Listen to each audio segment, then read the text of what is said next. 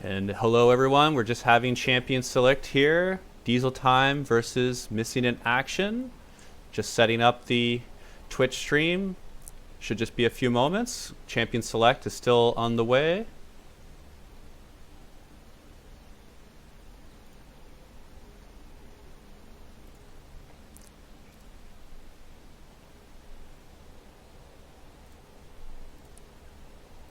All right, perfect. We're all gravy. Stream is up and running. Time for the action.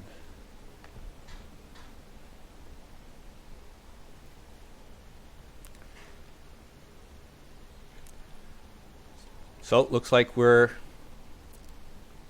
having some very interesting draft picks here.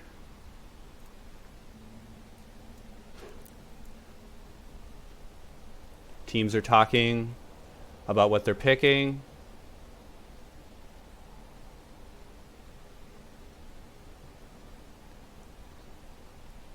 Looks like we don't see the bans or picks on one of this side, but I'm sure that this is gonna fix itself very shortly.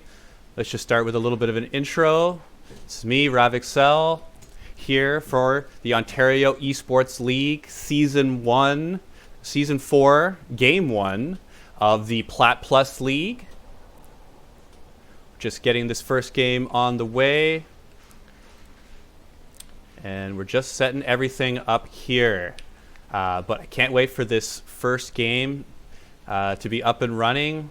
Average rank here is well into the diamonds. So all these players excellent in the top few percentage points of the whole player base. Very exciting to be casting local games. It's something that is very near and dear. It's casting local players, often in live scenarios. But here we're going to get a little bit of actual action here. We're going to actually see the champion, the draft coming up. Let's go ahead and capture that.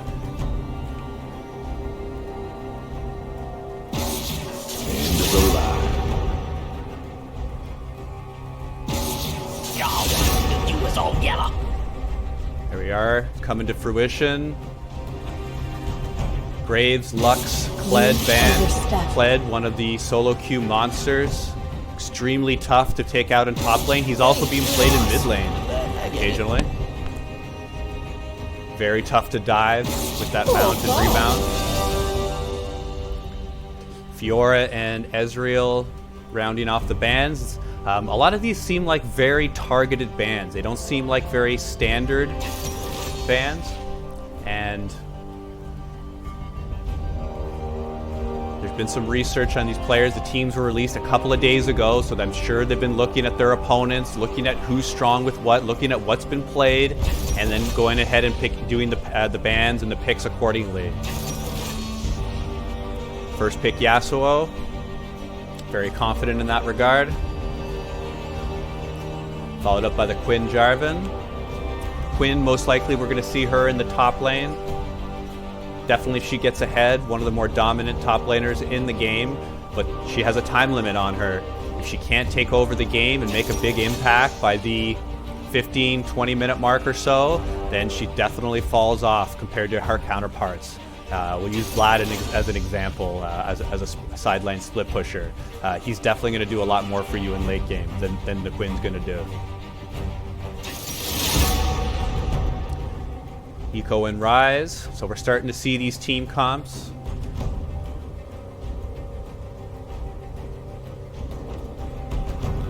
A couple of more bans coming out. I'm absolutely livid. Just talking about it. Vlad taking off. The ball is angry. Your commands tire me! I see Orianna, Vigar, Kale, a lot of AP being taken away. Kale getting a minor nerf in the damage of her Q and the mana cost of her W, but still an S+, S tier top laner.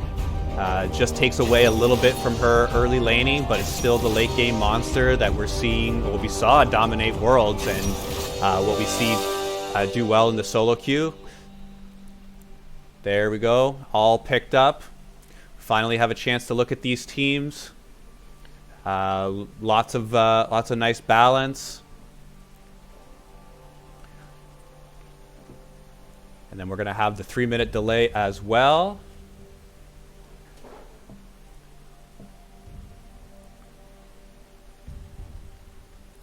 So Yasuo looks like going to be going in the mid lane up against Nico.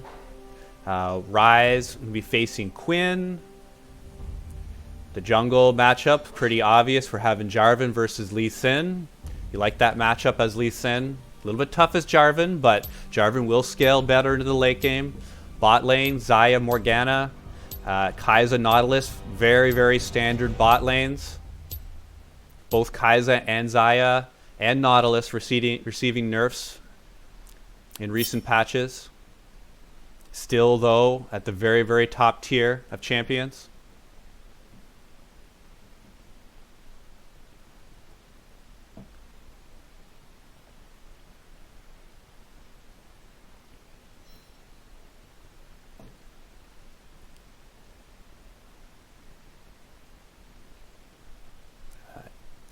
So when we're breaking down the game matchup here, you've got to like the matchup on top for Quinn, especially going Ignite. Going to be looking to get kills onto Ryze. Ryze looking to make a more of a mid-game to late-game difference. Going to be using that utility of the ult, whereas Quinn is just take towers, rotate, take tower, rotate, push, push, push, push, push, kill, get all those kills, and start rotating around the map. Very exciting to see her play. Can't wait to see Pleased to Meet You go ahead and run this champion. The jungle, as I was saying before, a little bit favored towards Lee Sin early. He's got a little bit of invading pressure, can fight Jarvan on a 1v1 scenario. Definitely like him to try to take over the game early. The Yasuo versus Nico, you kind of like that towards Yasuo, although we're going to have to see if Jinx Luxana is apt at using this Nico. Some players have gotten awfully good at using her. Can definitely carry through solo queue. And then the bot lane is a little bit favored towards the Xayah Morgana, even though Xayah took a fairly big hit in the 9.22 patch, losing a fair bit of the attack speed in the late game. Went all the way down at max level. So at level 18, she's down 15% bonus attack speed.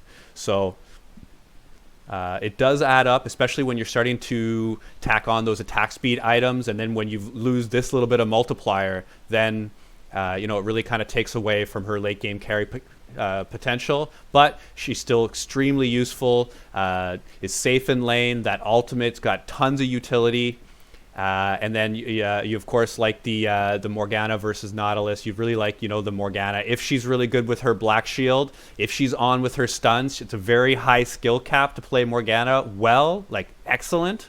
Whereas Nautilus, it's a little bit more point and clicky. Yes, his ultimate did get nerfed in the damage factor in 9.22, but still he's a CC machine. He's a tank. He can be that first man in to a bush to check if there's any enemies. He can queue for utility.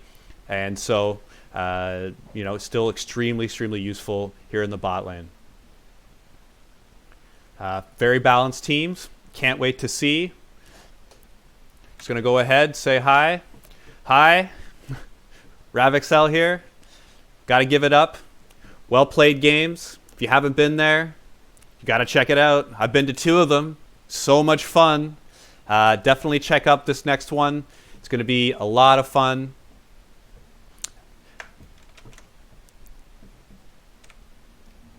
There you go. Well played games. OESL. Working with these guys since season 1. A great group of owners. They are all gamers. They all care about the player experience. This is why they're doing it. This company has grown so much in the last 3-4 years since they've started. And like I said, I was there at the beginning, and it's a completely different animal now.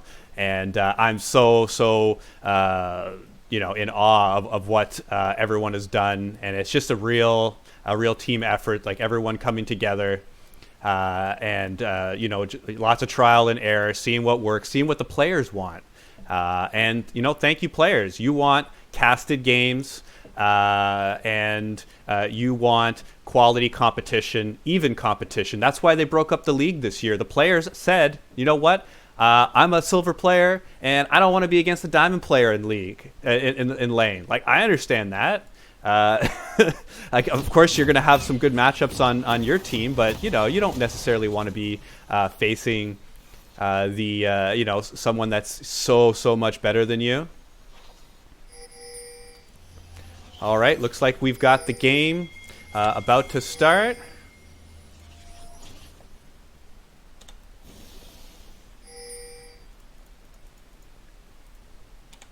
Okay. We're going to see if it's going to be a nice and easy, slow beginning. Looks like everyone's all spread out. Nothing too unusual here.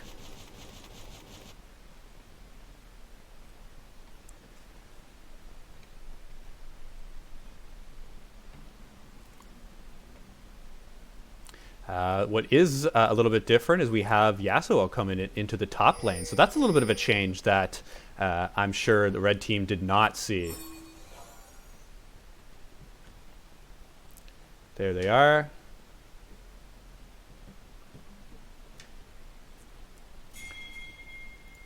Red team looks like they're going to start on the blue. Everyone's starting on the strong side. No one wants to do anything too funky here at the beginning.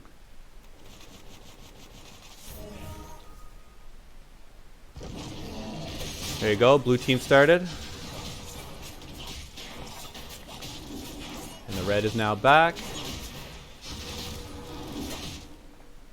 Looking at the items, nothing really strikes me as too unusual. Really like that Morgana where you start the stopwatch. Very core item when you're playing Morgana. That Zhonya's and that stopwatch can make or break a play. Looking at the summoners and masteries, everything is fairly standard.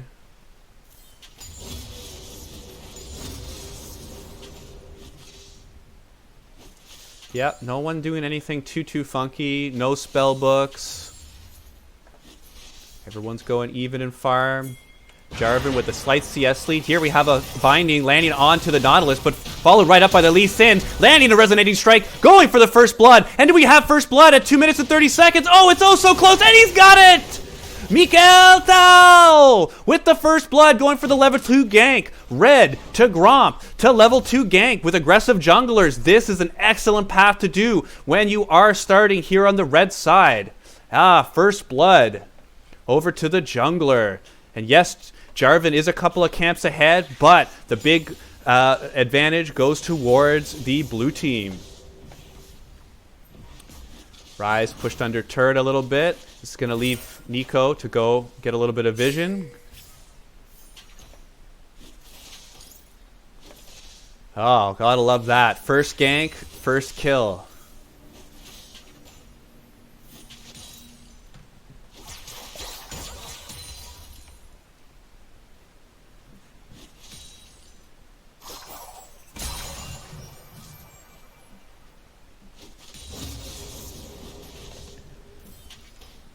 All right, so excuse me, I was just looking at the phone. We have blue team as Diesel time. Yes, just getting set up here.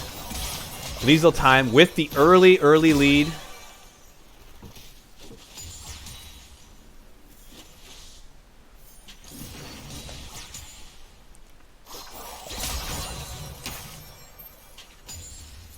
All right, both junglers going to their respective sides. Jarvan going towards the bot lane, but not really going to be a gank. Doesn't know there's no vision in Tribush there, but figures very safe lane of Morgana Xayah. Morgana has a lot of ways to stop a gank.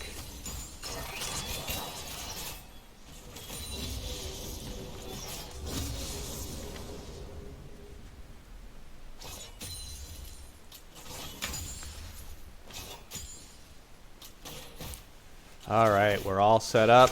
Here's the gank coming in. Jarvan going ahead. He's got red buff, but the hook was black shielded by Morgana. As I was saying before, it's extremely important to be able to land those black shields at the right time. The cooldown's extremely long, and here we see a Nerve hitting it exactly on point and causing their team to get their second kill on bot lane. This is a big lead now for the bot lane for Deus and Nerve. And if I ever mispronounce any of your names, go ahead and let me know.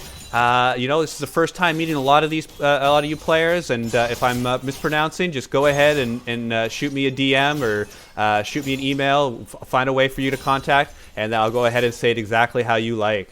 So, Deus, Nerve, whatever. You guys are doing awesome in bot lane. You're winning your team the game. Excellent Morgana play there. As a Morgana player myself, really appreciate it.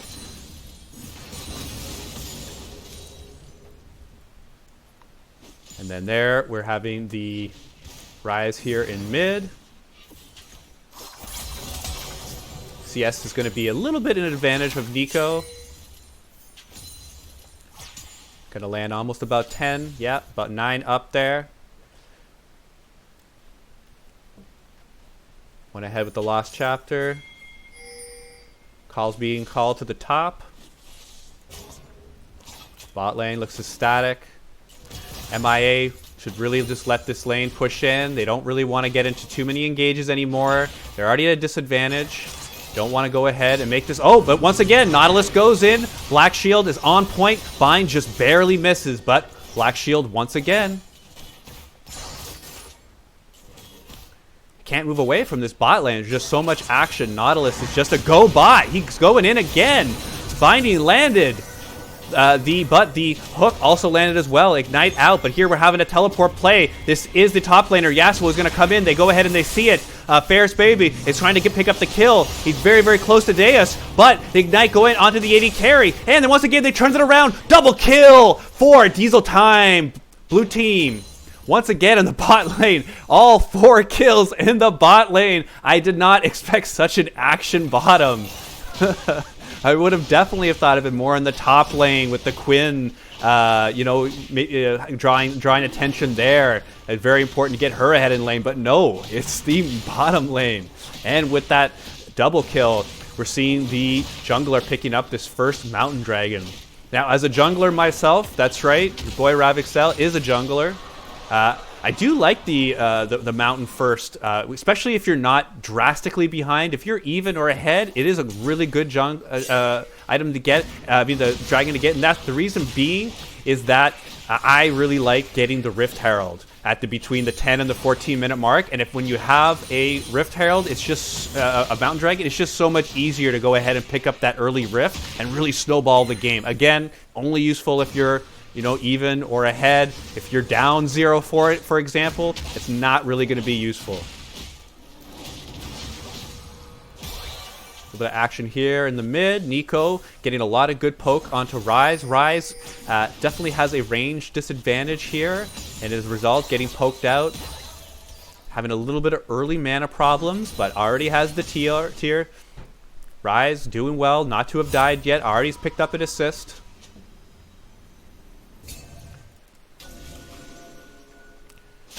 Jarvan going for that Scuttle.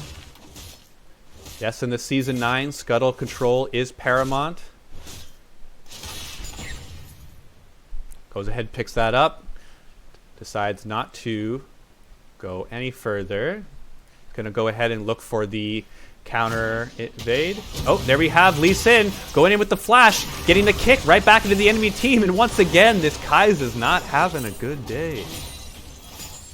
But meanwhile, going up in the top lane, here, ganking the Quinn lane, trying to get her ahead with the double buffs. They look like they're going to be able to get it, and going over to Quinn. A shining light, now 2-0 for the Quinn.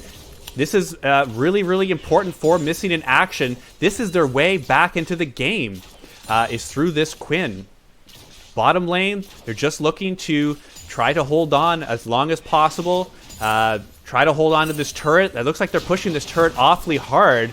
Diesel Time not going to let their opponents keep this turret. They're going to go ahead and knock this down, and I'm most likely thinking they're going to go ahead and switch this lane. They're going to put this top, and you don't have a dragon coming up for about another 3 minutes, and you do have Rift Herald coming up. So really excellent decision to go towards the bot lane here from Diesel Time and the jungler, Mikael Tal.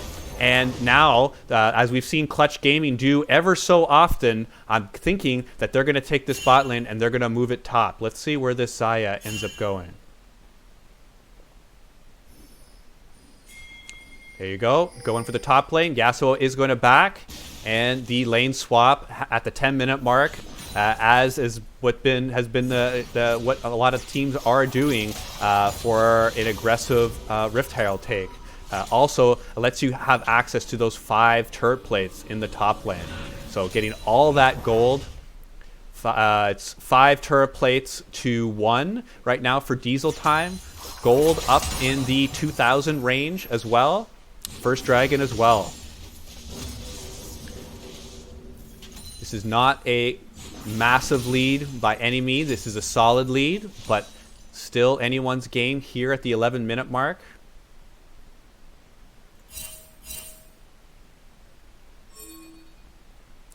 Ping coming up in the top lane. Jarvan's going to see jungler's top. Jarvan protecting his top laner for the dive. EQ just a little bit astray, but the mid laner Nico is coming up to help. Jarvan picking up that kill. Lee Sin with a good kick to go ahead and disengage the fight, but he's going to go back. Nico just barely missing with the ult.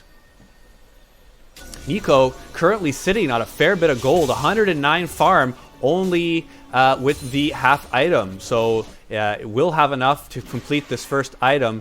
It did get those free ass boots, and she's going to be coming back with the full Luden's Echo. So right now, game has gotten back close to even. 500 gold lead for Diesel Time.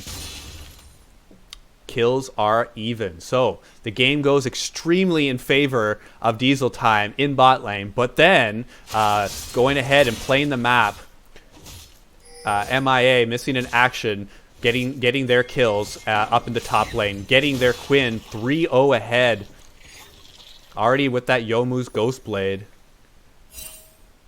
She is extremely powerful right now.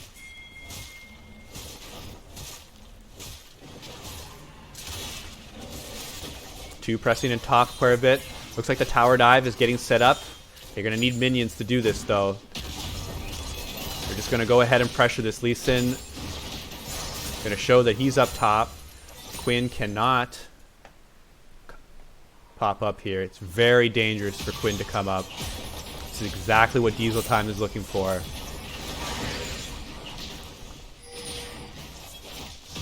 Just trying to be in XP range. Doesn't want to be in any sort of flash play, some sort of Flash Morgana ult, or some sort of resonating strike that's just going to hit the end of her. Understands that her lead is what's keeping her team in the game.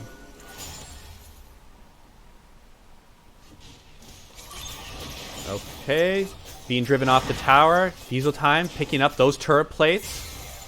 That's 12 turret plates now for Diesel Time. Lee Sin looking to start at this Rift Herald. Won't get it before the 14-minute mark, but because they have control of this top side, is in a little bit of a safe place to be able to get it.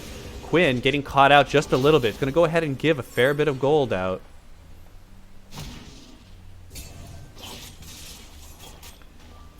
Meanwhile, while that top dive was happening, we did see Missing in Action taking that Cloud Dragon. Game still awfully close. We're going to see how this Rift Herald is used. The more than likely place is they're going to put it in mid lane. That way all the outer turrets are going to be down, and they're going to have a lot more freedom to move around the map. Lee Sin was thinking about going back. The team might be calling a forced play here. Deciding against it. Going to go ahead and use that quick back.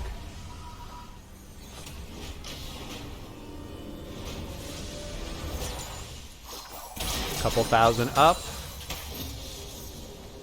14 minutes. Look at some of these items that are being completed. Yasuo, extremely behind, has not been able to complete his static shiv. Definitely getting focused early on. Lee Sin working on his second item. Looks like a Black Cleaver buy. Rise just starting to scale up. He's got that Rod of Ages. Has already had this tier. He's going to be starting to get extremely strong.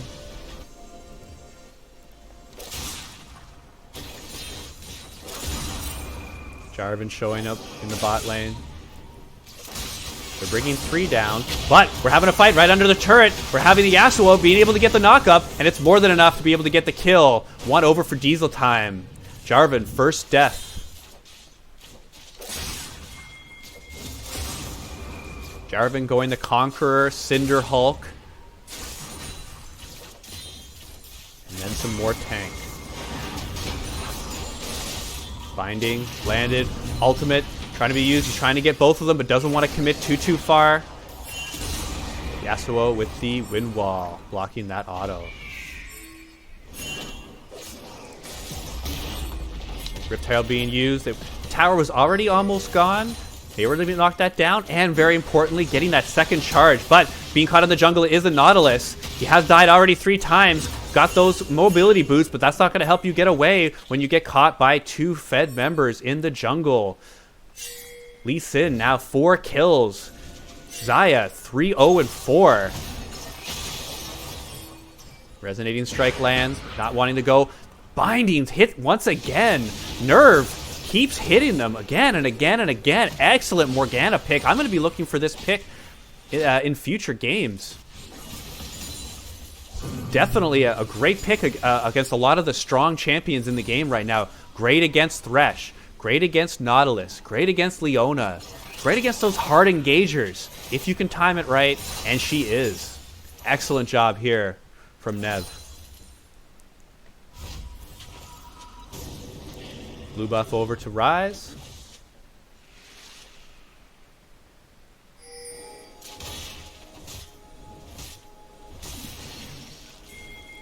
Rise will be very confident in that fight, but not knowing who's around the corner is going to think the wiser. Just want to continue the split push. Would be an interesting fight against this Quinn if they were to fight 1v1.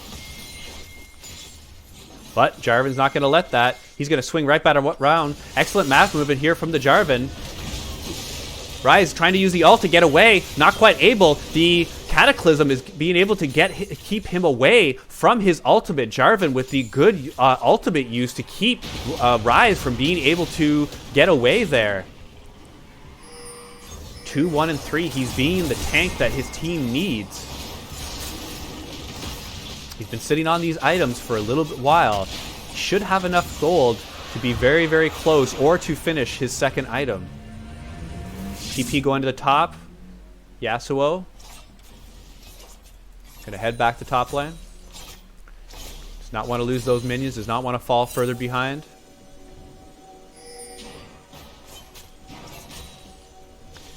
And Lee Sin has finished his Black Cleaver. Very, very strong right now at 5, 1, and 2.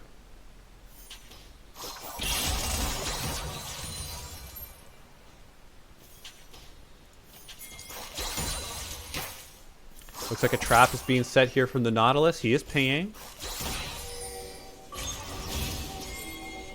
Perhaps doing a baiting play, but Quinn is fighting up here in the top lane. He's up against Yasuo, who is not that strong at the moment, but is barely strong enough to be able to knock him down. Yasuo, even without that many kills, is able to lock that down, so he's going to be very happy with that.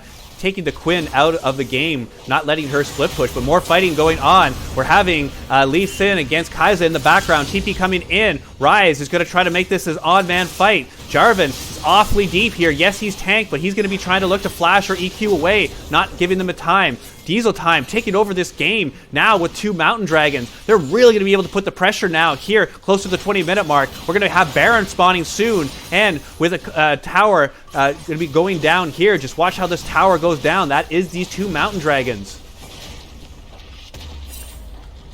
They're going to have some excellent buys here as Diesel Time. Should be able to set up for the Baron afterwards at least get some vision around there. They're in prime position to be able to control this game going forth. 5,400 gold. Now it is a sizable lead at the 20-minute mark.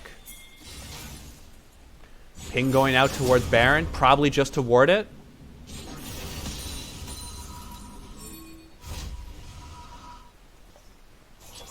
They're showing Yasuo in bot lane. Yasuo does not have teleport. Look how quickly this is going down with 2 people. They already have it halfway down. They did get vision of it. MIA knows what's going on. They know what health it is, but they can't do anything about it. This is the 2 Mountain Dragons and the lead for you. Plant being taken out just to get those health bars. Diesel Time still has all that gold. We're going to see these items being finished up down here at the bottom. Morgana finishing off that hourglass. Xayah now with 2.5 items. Rapid Fire Cannon, Essence Reaver with that BF sword. Probably going to be Infinity Edge. That's in game takeover mode when you get that item. We're going to see what kind of defense. We're going to see if they can do a better job than SKT did in the semifinals of Worlds, of really the whole series. Yes, the team that I picked to win Worlds is not using the Baron as effectively as other regions.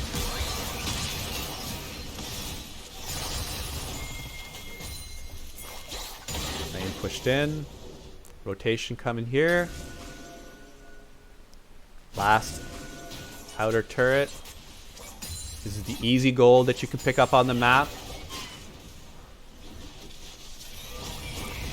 A lot of low elo players would go top lane or mid lane here, try to force it, but the easy gold is getting these outer towers. These guys are all very, very high skilled. This is a Plat Plus tournament. Ontario Esports League. OESL, this is Season 4 here. Plat Plus.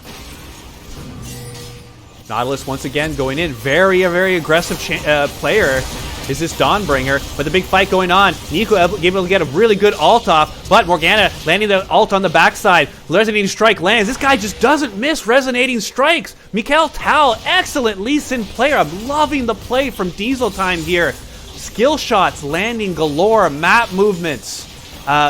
Excellent Baron timing. Knowing where to be at the right time. I sense a lot of good things from this team. This is the first game of the tournament. The first game that I see of these players. Loving what I see, and the quick finish here just ties it all up.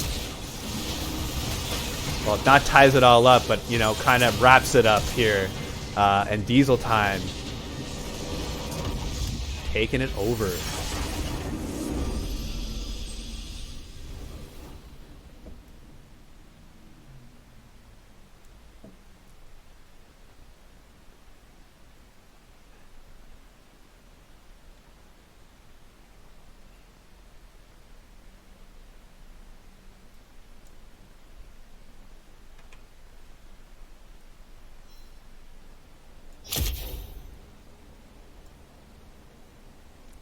See what some of these stats are.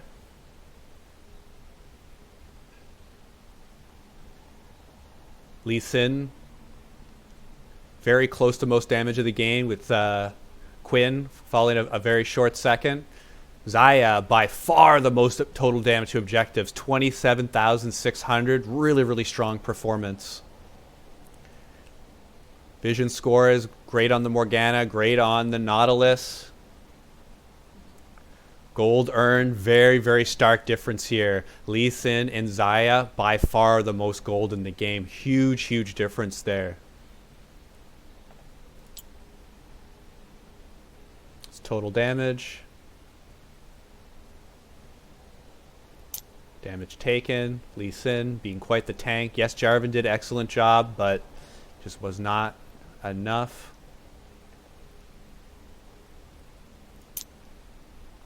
Vision score.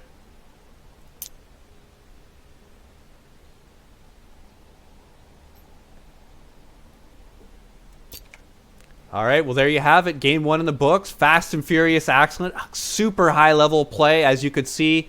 Excellent by the Morgana, by the Lee Sin. Ryze held the mid lane and was able to get into that mid-game form. Just, you know, you could see the high level of action here by these players.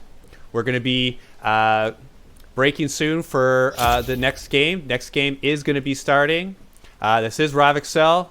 That's right. You see the name. There's these guys. This is who the tournament's brought by, Ontario ESports League. And if you've never been there, well played games. Check it out. Happens once a year, and it's been a blast. Okay, every time, just an amazing time. Check that out. Okay, whether you're playing it or not, go check it out. All right, so we have the next versus screen. Oh, we're actually going to have game 2. Excuse me. Game 2. That's right. We're doing best of 2s here for this series. So there you go. And I'll be seeing you shortly.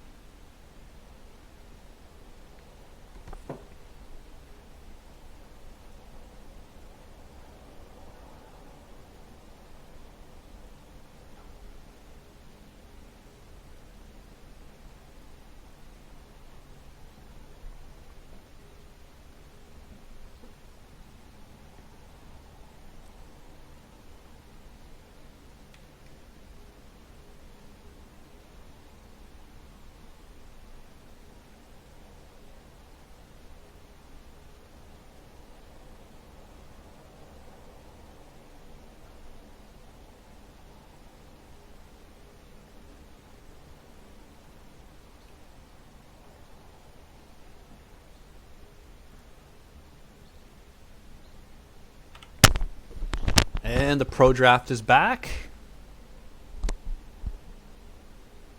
Seeing the bands come out. Lee Sin taken away this time.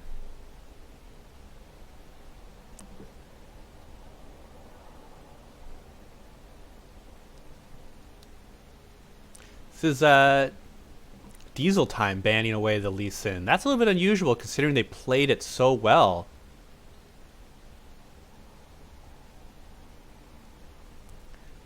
Rest of the bans are all identical to last game. Yep. Be interested to see if MIA goes ahead and bans the Morgana, or if they do another target-specific ban. They ban the Nautilus. This draft order might be mixed up. Yeah. I'm pretty sure this is the wrong side. I'm pretty sure MIA banned Lee Sin and Diesel Time banned Nautilus.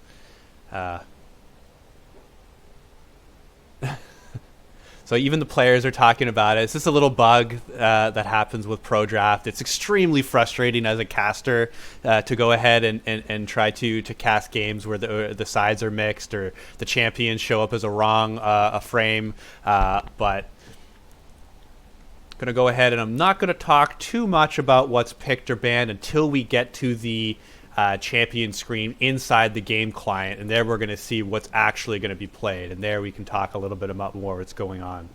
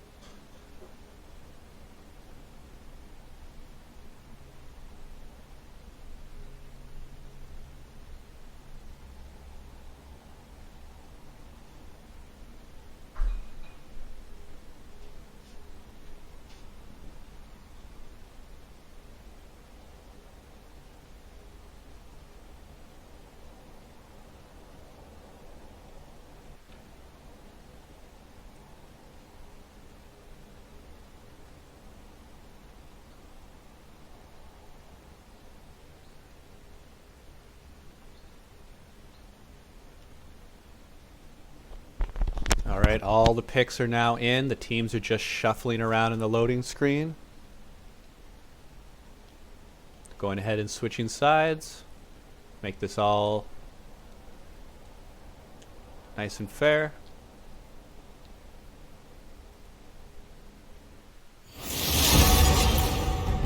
Okay, there we have it.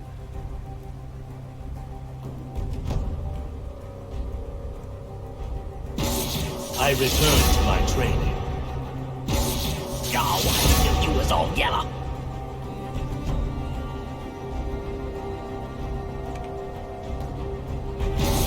End of the line. All right. Band's coming out now. But all my lifetime's gonna brighten your day. So that is MIA confirming the ban, the Lee Sin. Definitely took that out. It was the highlight of the last game, along with the Morgana, and You overstepped. they're going to knock that out. Everything else exactly the same so far. Lux, Kled, Graves, Kindred, and then the Nautilus. That's a change-up of bans from MIA, banning that to Diesel time. Nautilus player was very aggressive that game. Going in whenever he was able to. Definitely putting the opponents to some sort of decisions. Like, okay, I'm going in, I'm hooking you, I'm CCing you. What are you going to do about it? Making their opponents choose. Oh, look at that. Kale first pick. We're going to see the Kale. Yes, small nerfs like I was saying, but still one of the best champions in the game. Now with Orianna picked as well, we are going to see Kale in the top lane, Echo in the jungle, Orianna in the mid lane. I'm absolutely livid. Over on the other side, What must Fiora going to be in the top lane, Ezreal as AD carry, Anivia here in mid. So we're having the control mages in the mid. Fiora's going to look to split push and get kills onto Kale, where she's going to look to scale up. Rest of the bans coming up. J4 and Soraka being banned. And then Ryze and Vladimir being banned. So Ryze from last game. MIA banning out 2 champions from last game. Whereas Diesel Time is also banning the 2 tanks that were played, Nautilus and Jarvan. And then we're seeing the Nami. Haven't seen a Nami in a little while. Oh, and we got Senna. Yes, I've been playing quite a bit since Senna released. And I was really hoping one of the teams was picking Senna. And we're going to get to see how she's doing. There's discussion on whether she's broken or not. Most people agree that towards the mid to late part of the game, she's very, very strong. She can be punished in lane by very aggressive engaged supports, such as like a Nautilus, Thresh, Leona, Blitzcrank, these types of champions that are able to close the difference between Senna and them, whereas because she is a ranged champion whose primary ability is the Q, which has a different mechanic to it. So not only is it a straight damage shot, but it also heals your ally if it passes through. So what you're really trying to do is line up behind your AD carry and shoot the Q through your AD carry and hit the enemy. And that way you get the full use of the Q, which is generally what you upgrade first. Now, for those who have been playing here in the last patch or so, what I think the most interesting part of her kit is that E, is that Shroud. Kind of like what Pyke has, except she has a area of effect shroud where it's this circle where you're able to stack multiple members into this shroud.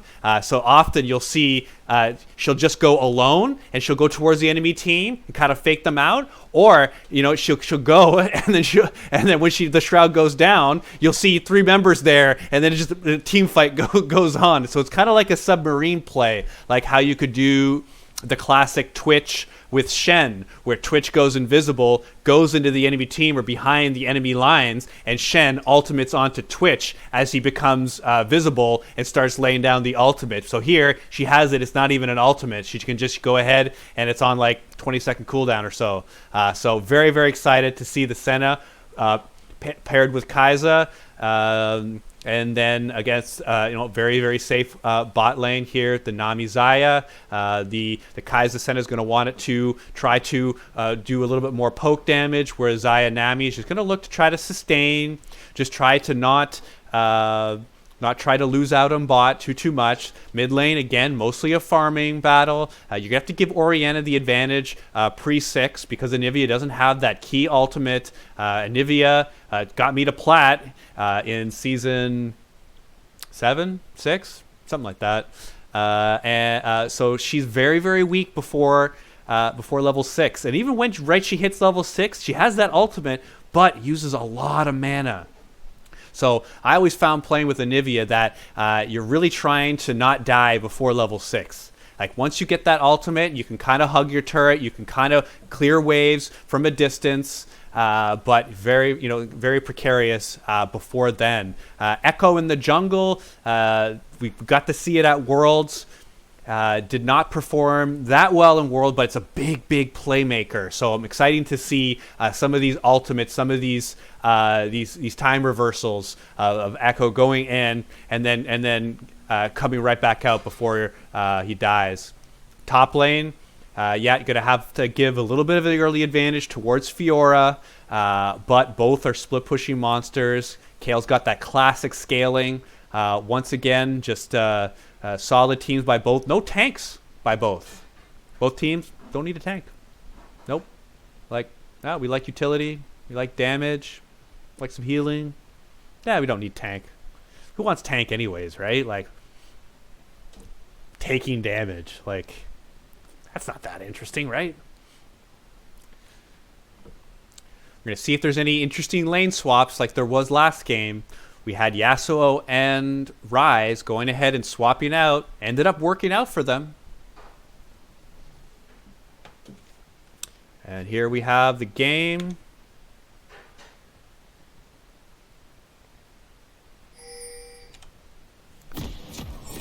Just loading up.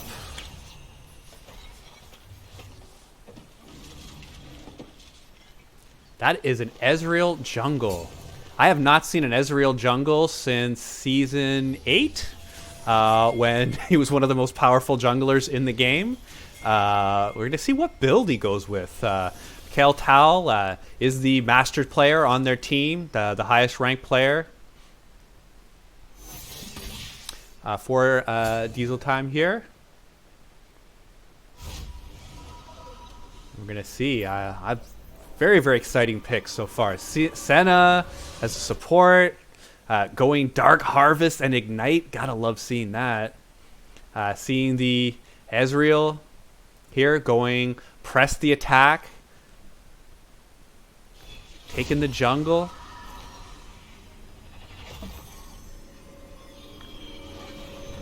Already put the ward down.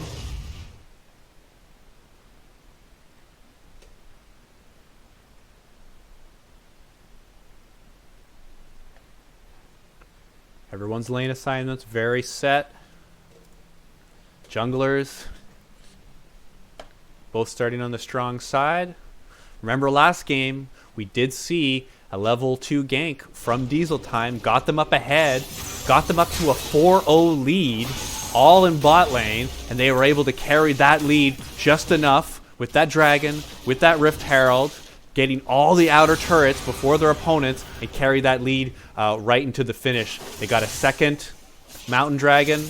They got an early 21-minute Baron and was able to win the team fight and be able to go right into the base. Won that one team fight right at the base on the bot side and was able to push right in for the win. But remember, it was a very, very close game right up until that 20-minute mark.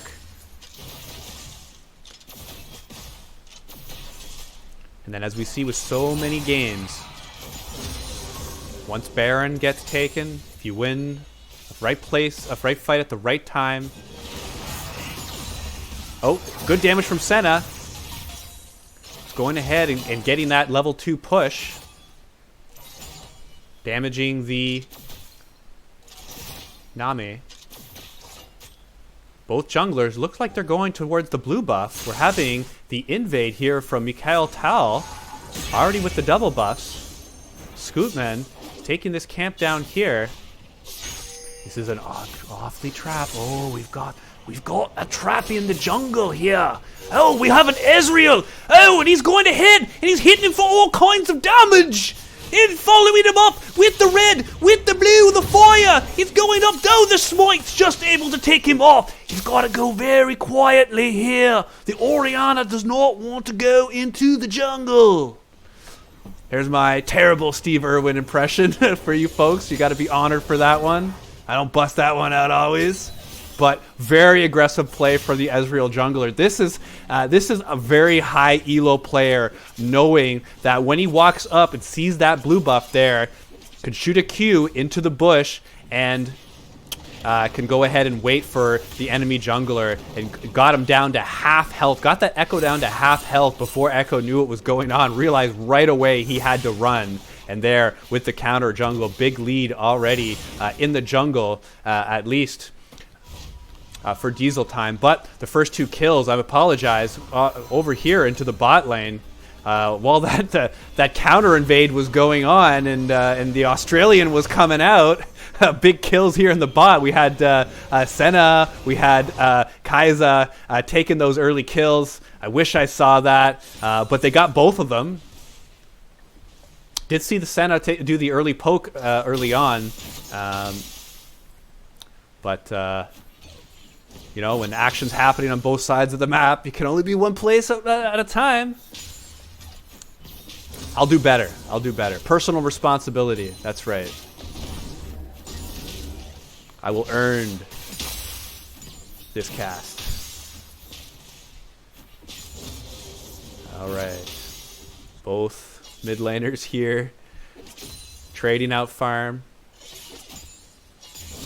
Kayle just a little bit behind the Fiora, whose wave is pushing towards her. The early poke, favorable for the Kayle. So yes, this wave is pushing. She's got to be a little bit worried about the gank here. That's why you see her heading backwards and being on the top side of the top lane. Looks like she's going to push that in. We'll most likely back here, as not backed yet. Just has that corrupting potion. There's Ezreal. I really want to watch this Ezreal. I want to learn something here, because I'm already learning. At the first 4 minutes of the game, Ezreal jungle showing me a thing or two. Want to make sure not being seen. Can take this scuttle crab in peace and quiet. Bot lane pushing in. Senna landing that W. So the W shoots a projectile straight, and then on the first person it lands. Oh, but meanwhile, while I'm talking about that, gank here over the top lane. Kayle, very fortunate to get that level 6. Goes ahead and dodges the Q. Is just barely going to get out, and she's going to be very happy to get this back now. Ezreal going ahead just at the level 4 gank, being able to knock out the Kayle's ultimate early on, and that's going to give an early advantage here for Fiora, who is most likely going to buy in this scenario, but she's going to know that Kayle's ult is down. So she's going to put that one in the memory bank. About 2 minutes, no ultimate here, so she can engage in a fight with this vision that she has here. She knows that there's no vision in the bush by her enemy team.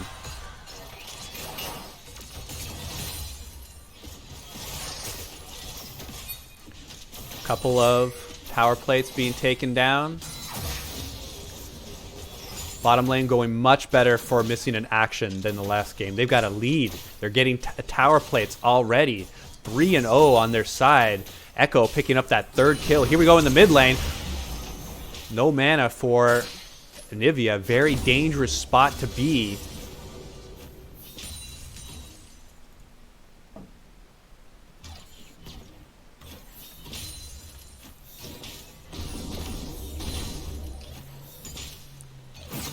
Does not want to lose this cannon minion wave. Just going to go ahead and let this push. I try to pick as much of it up as possible. And then we'll most likely try to head back. Does have that early tier, so is not as worried about the low mana as she otherwise would be. There, she's going with the back. We're going to see if she goes for the Rod of Ages, like if she's going to go for this Catalyst, which has been a long-time traditional build. But a lot of players found that it was just too late to be able to go ahead and get scaling. You're scaling up your tier. You're scaling up your Rod of Ages. You're really not a factor until, you know, the middle part of the game. And with the game where early tower plates are just so important in roaming and early skirmishes that it's just hard to get to that point with that build. And I used to build it. I know. A few years ago, I did. It's just you know, you're putting yourself on a timer. So let's see. She goes with the Morello. Is she going with the Blasting Wand? So that doesn't give us a whole lot of information. A lot of items that can be built into. We're going to see what she does afterwards. Just going for that straight AP. Here we're having the top laner going ahead and do the gank, where the jungler is the one that's holding ground. Kale knew she was in a lot of trouble there when she saw Fiora coming up around this side. It's like, oh no, the jungler's here. The top laner's supposed to walk back through the lane. What's going on? Nah, not what's happened. You do the unexpected, and it's unexpected, so you get the element of surprise. Swing it down to the bot lane here. Big CS lead here, 23. Already a couple towers, turret plates down. Mid lane. Echo just showing up. Like, hey, I got double buffs. What do you got? Well, happens to get damage, but we're having Orianna with the early ultimate being able to get the passive off for Anivia, but Ezreal always in the right place at the right time. He's got that red buff. Is going to be looking to just barely being able to get enough with the trade of kills. Ezreal 2-0.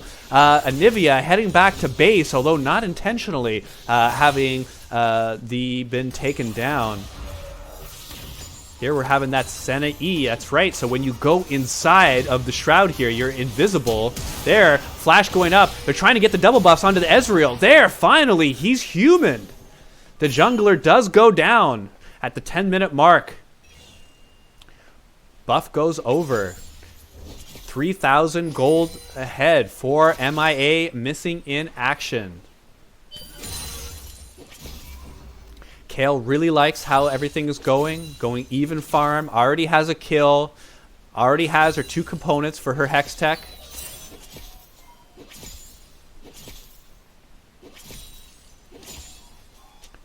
Went Klepto, so if you're going even in lane, you've got Klepto. They're really liking that. Rift Herald here now taken at the 11-minute mark, so this was much earlier than last game, and it's afforded by this big lead by MIA. They control the top side of the map with Kale pushing in, so they knew they were safe to take that. And then down here, the mid laner, Anivia, getting that deep ward. You want vision for your team. She knows that this camp is here. The jungler will have to take this camp at some point.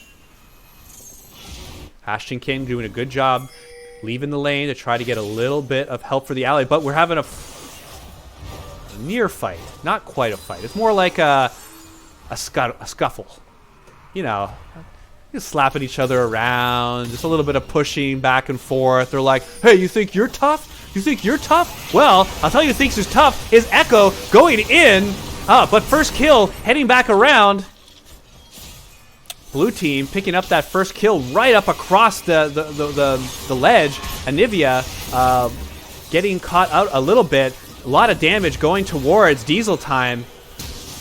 MIA just really taking over the game here. And they're going to get not only all those kills, but a dragon for their troubles. 12-minute first Cloud Drake. Yeah, you may as well. You've got the Rift Herald, who's being used right here. This is the place I've seen the Rift Herald use a little bit more. If you're the opposing side and you use it here, you get the auto charge. You don't have to worry about the minions pushing through. You just set it here, it gets the charge. There you go. You've got all the plates except for one. Big plate lead here for MIA. That's where you see the gold lead so much as it is. 4,800 gold.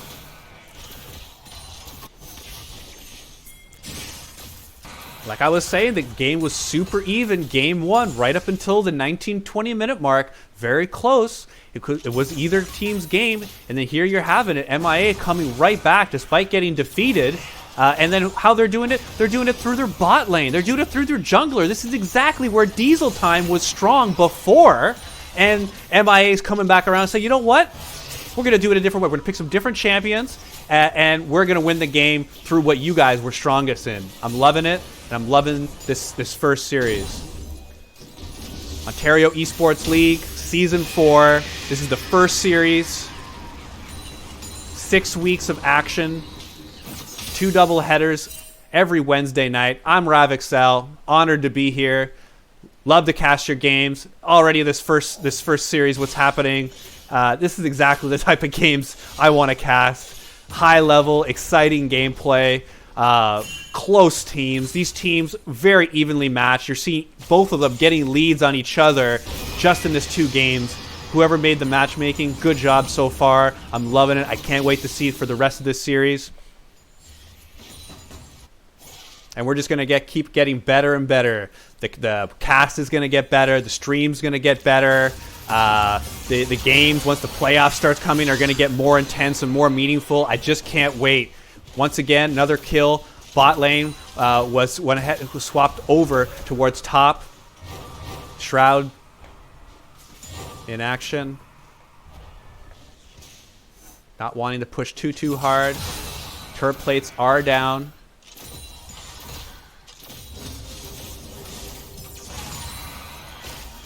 Bot lane of Diesel Time is trying to get there, but they may not be there in time. Looks like they will just have that farm underneath the tower with about 5 or 10% left. We'll go ahead and try to stabilize this top side. Bot, we're seeing a little bit of a different matchup here with the top laner Kale up against the mid laner Anivia. Did go ahead with that Rod of Ages.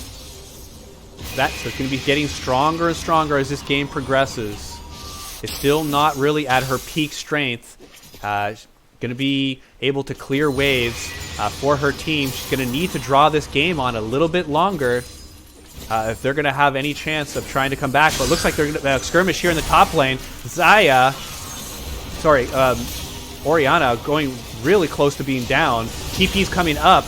Action going all over the fight. Too many places to call.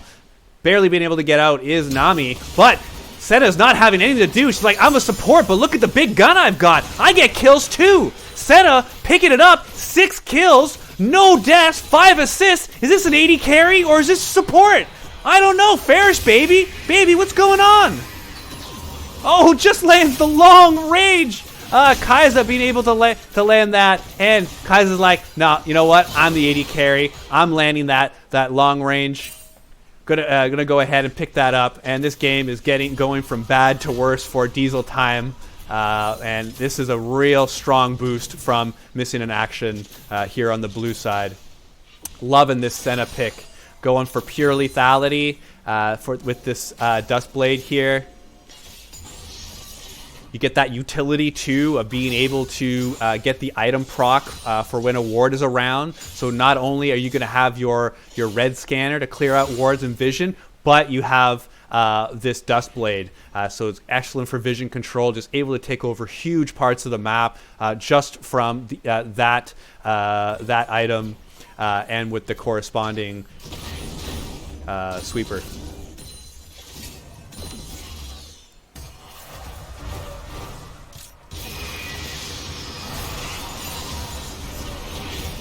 Four in the middle.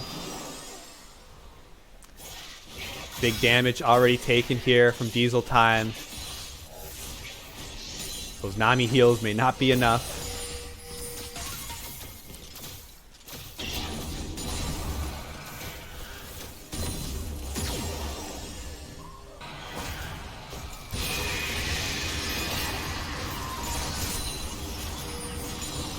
So whenever a team's behind, I always like to look at how can they come back. How can they come back? 9,000 gold. You're down a dragon. You're down all the turrets. You don't have a turret. How do you come back? Right now, Diesel Time has a poke comp. They have excellent wave clear. So you could look to out-sustain the blue side.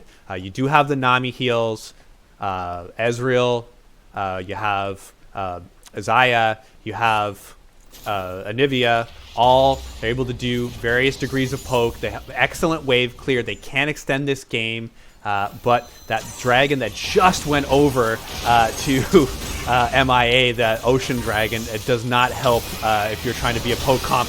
But EQ landed from Anivia. It's just unfortunate the Echo is able to reverse all that damage, all that hard-fought damage that Anivia is like, okay, I'm starting to get some scaling on my Rod of Ages, but it looks like the dive is going through. Ultimate used by Nami, been able to get a knock up there, but they didn't see quite the opening, and it was a good decision here from MIA to back off. They weren't able to get Diesel Time down to enough low hit points, and they weren't able to land the right CC in the right position to go in, and they want to maintain their lead. They're still at that 9,000 mark. They don't want to throw that lead. They've got the Kale that's scaling really nicely into this mid game, as is the Orianna, as is the Kai'Sa. And sad Ezreal does not get that red buff. So they would have been close if they saw that. It was very, very close.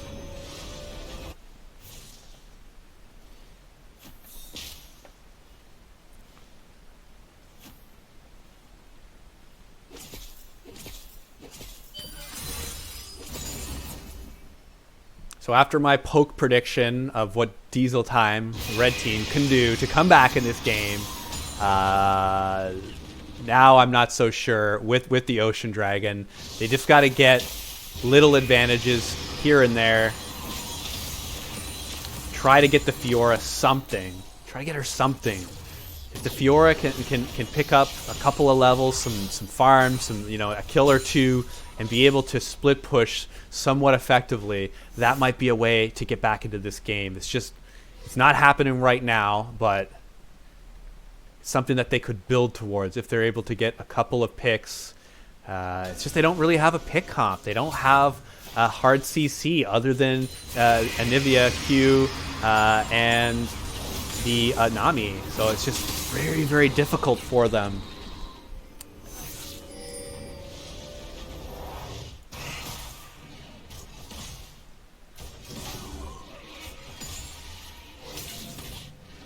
Ward getting cleared out. Doesn't look like MIA really needs to do the Baron at this point. Personally, I would set a pick up in this area. I would clear out the vision and set a pick play. But they've got so much of a lead that they're just going to try to start it. Going ahead and trading damage, tanking here. They do have the Ocean Dragon that'll heal them up in just a matter of seconds. There you can see already almost full health. Control ward down by Diesel Time. Just going to go ahead and slow it out.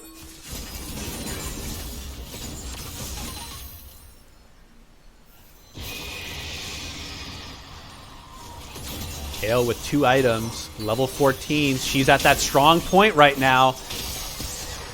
Getting a lot of damage on her. She's going to be able to use the ult. She's going to use the ult up. There she goes. She's going to dive in. She's got a couple of seconds before it goes ahead, but it's not quite enough. Able to pick up a kill is Xayah. Diving under turret kind of is the Echo. Just taking a couple tower shots because, like, what? I could take it. Like, I got the levels. I got the armor. Look, I got Iceborne Gauntlet.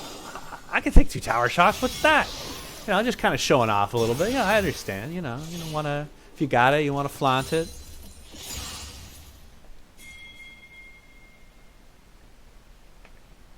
These are the types of tiny advantages, the tiny creeping back that red team can do.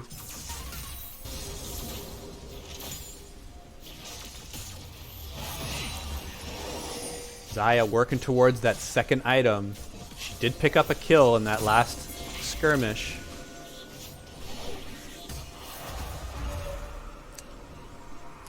Fiora scene right here.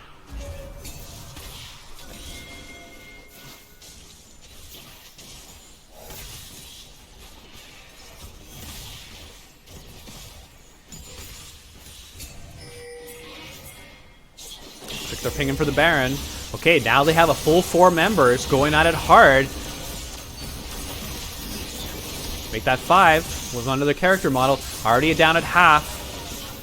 There we got Vision coming out. Baron's at 4,000. Looks like it's going to be close. Very, very close. We're having red team stole the Baron. Excellent play. Mikael Tal coming right in for the pure steal. I believe that was an E smite. Yeah, no, a Q smite, I mean. Okay, EQ smite. Landed. Showing experience and timing. Nami setting that up. I say that set up because of the vision, because of the ultimate that she used right into the Baron pit. I saw at least 3 or 4 of them were knocked up there. It's the thing with Ezreal, you don't even need a blast cone. You can just E right in.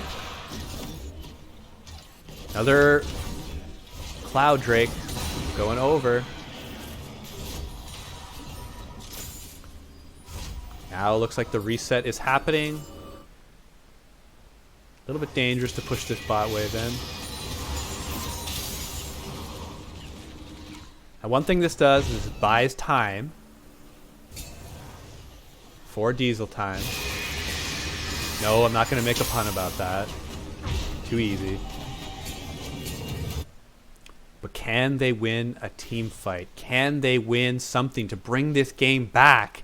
They brought it back from 9,000 gold down to 7,000 gold down. They lost the dragon in the process, but they did take the Baron away. And we're not. And MIA is not going to have that way to get back in to go ahead and finish the game. And here we're going to have a fight.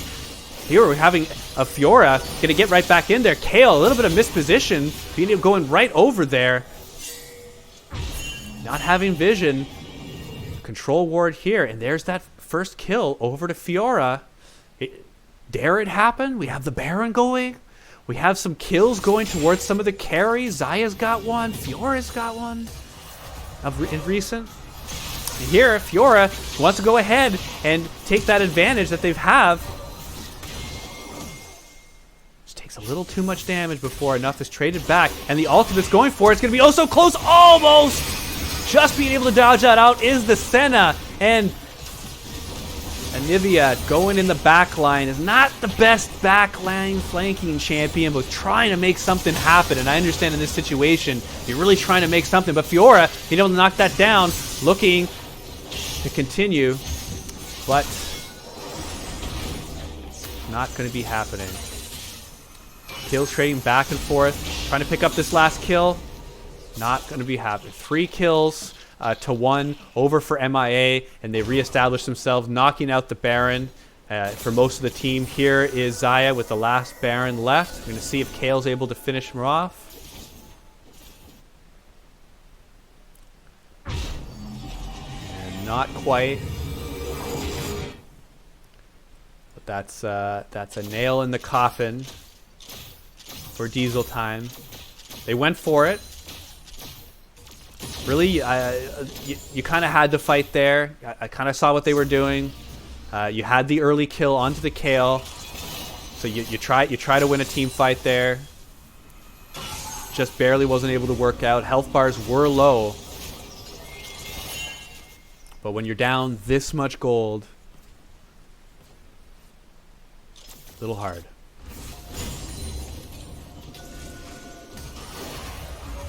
A little bit of vision war being fought over here. These are like, at least give me that bush. At least. I want to control something. I want to feel like I have some kind of agency in my life over this game. I want that vision in that bush.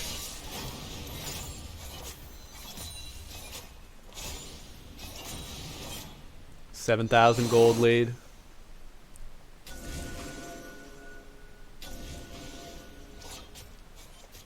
Both the Dragon and the Baron not spawning for another 2.5 minutes. may prompt a team fight. Still with all their Nexus turrets is the red team.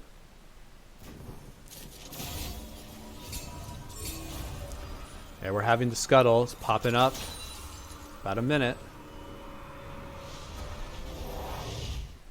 Diesel time. Going ahead and getting some wards.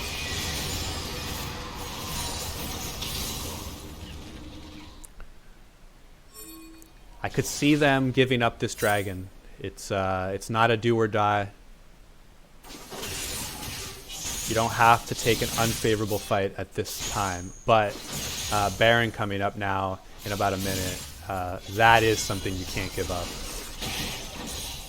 So we're going to see what's going to happen. Dragon will spawn first, followed by the Baron about 30 seconds later.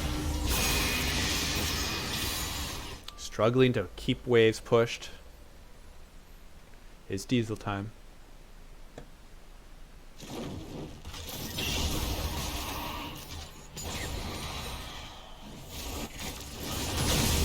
Yeah, Infernal. Gonna head on over.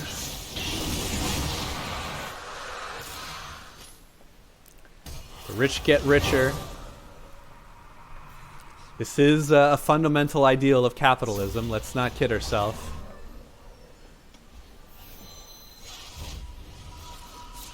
And here, those with the resources are able to compound on those resources and further grow.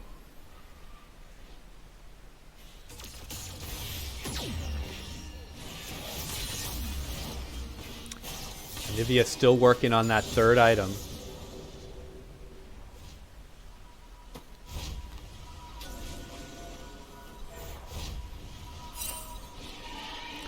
Just big item leads all across the board. Especially when you look at the bot lane.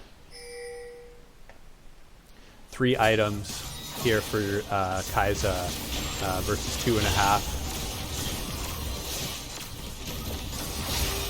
The support, massive difference.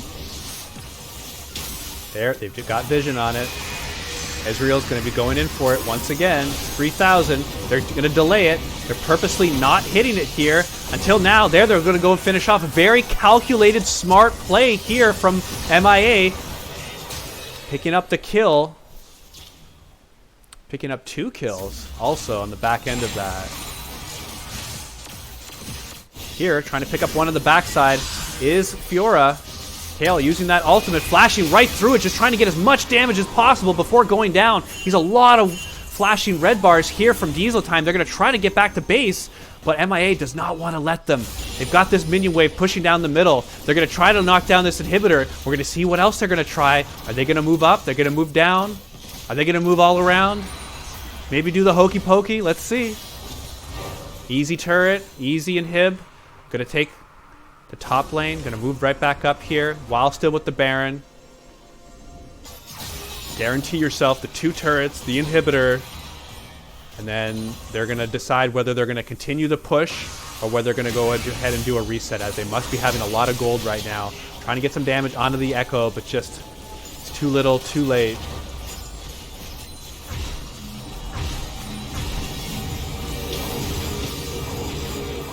Using those Baron-powered recalls. We're going to see the final items here being picked up. Kai'Sa with the Quicksilver Sash. Wanting to keep that goose egg here in the death column. Very impressive game by her. Echo picking up the Spirit Visage a little while ago, then follow up with a Blasting Wand, because why not? Third item picked up for Kale. And then Senna is just doing ridiculous things with the double lethality. Remember, she's the support, folks, okay? She didn't go klepto. She just got straight kills and straight assists. And she's as strong as just about any of the carries on Diesel Time's team.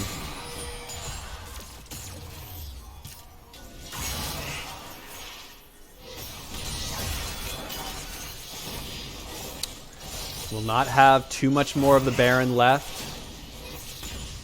We'll find it unlikely if they decide to force it here. They're doing a 4-1, 4 bot, 1 mid. There's the super, Baroned up.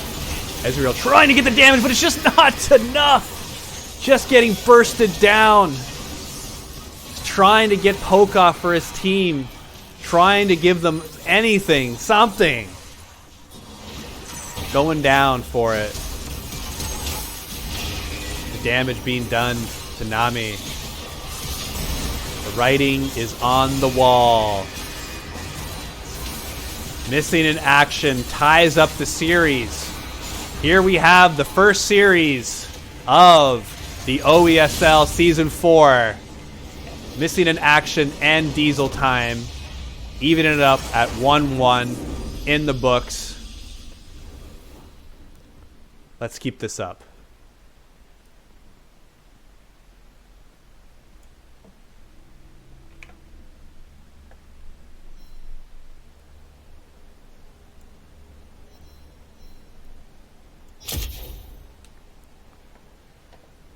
And looking up at the damage screens, Kale is the one who led the damage. I know those of you who play or play against Kale, that's not a surprise, but would have thought maybe it could have been someone else. Kai'Sa following up very close behind. Ezreal and Anivia doing their fair share, but just not quite enough. There you could see Kale and Kai'Sa kind of leading it.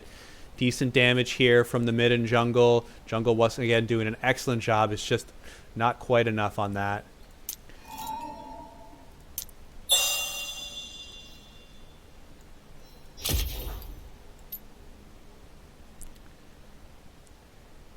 Echo taking the most amount of damage on the team. That's what you love to see with this mage jungle, is you're able to do damage, you're able to have utility, and he took the most damage in the game, tanking it for his team, which did not have an official tank, but he did the job more than adequately. The gold figures once again. As you can see, Kai'Sa, Kale kind of leading the pack on there. Vision score, 2 supports doing excellent. Senna doing all kinds of damage, plus picking up the vision score lead.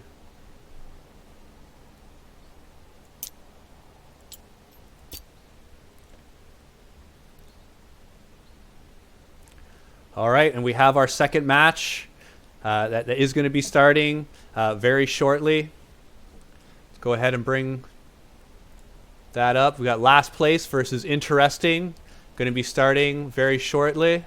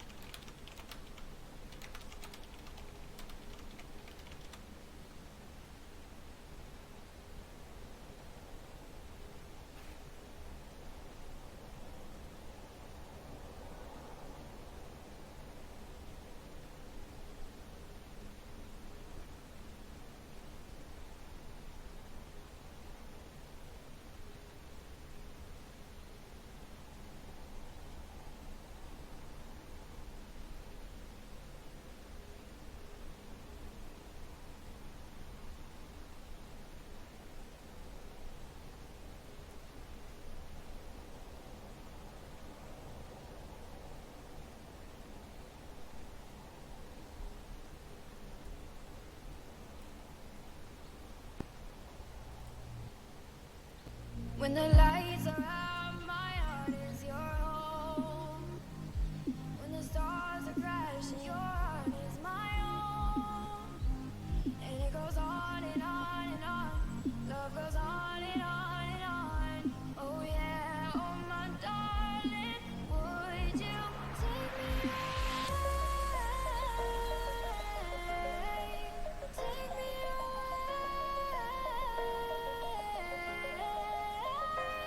and it goes on and on and on. Love goes on and on and on. I don't wanna wake up on my American dream. Oh, my American dream. Oh, American dream.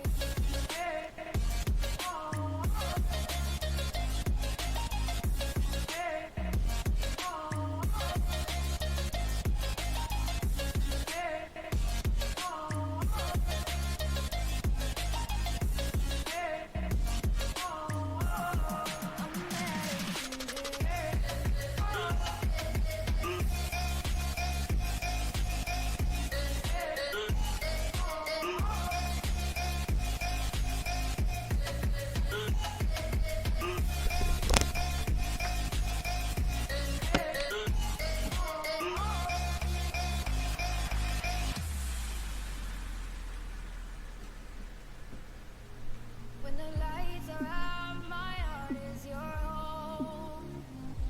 When the stars are crashing, your heart is my own. And it goes on and on and on. Love goes on and on and on. Oh yeah, oh my darling, would you take me away? Take me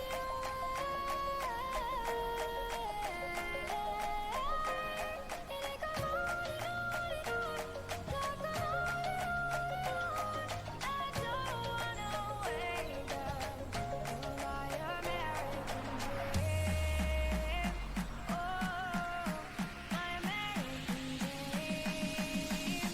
Oh, American dream.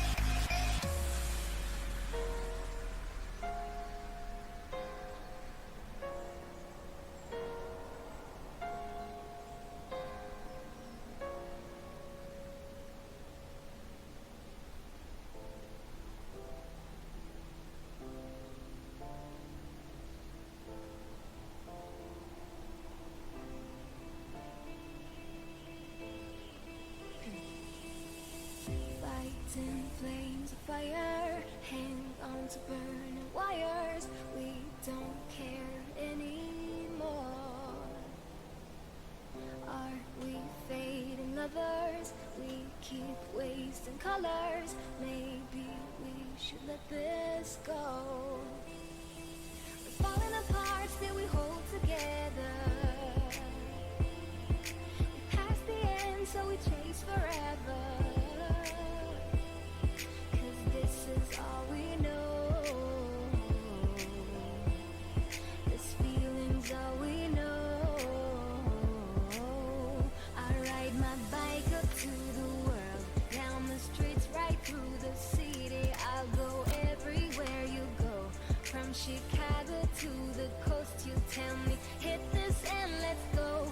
Blow the smoke right through the window, 'cause this is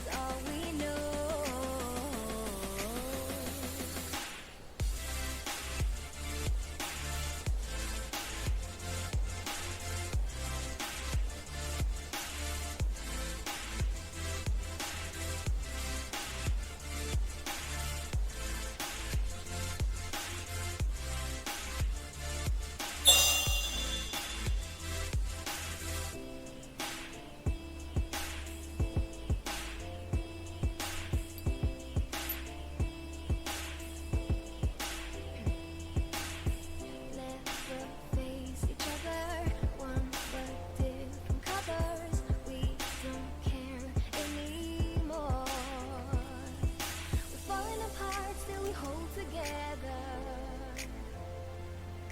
We passed the end, so we chase forever. I ride my bike up to the world, down the streets, right through the city. I'll go everywhere you go, from Chicago to the coast. You tell me, hit this and let's go. Blow the smoke right through the window, 'cause this is all we know.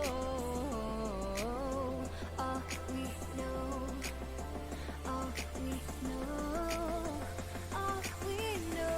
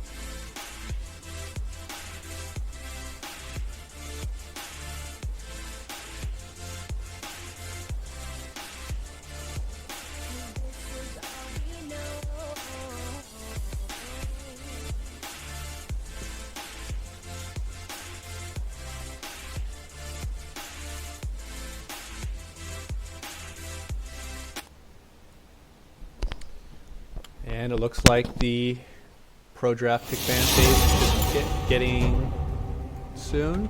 And then we have a visitor. We have Let me at him. a little Yuki. Yes, that's right. I got a mascot right there. I'd like to say he's watching me cast, but he's just hanging out. Got his blanket there.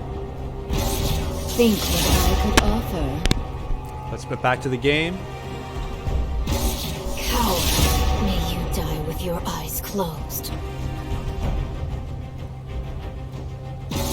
Alright, first bands to come out. On red side, we have Interesting.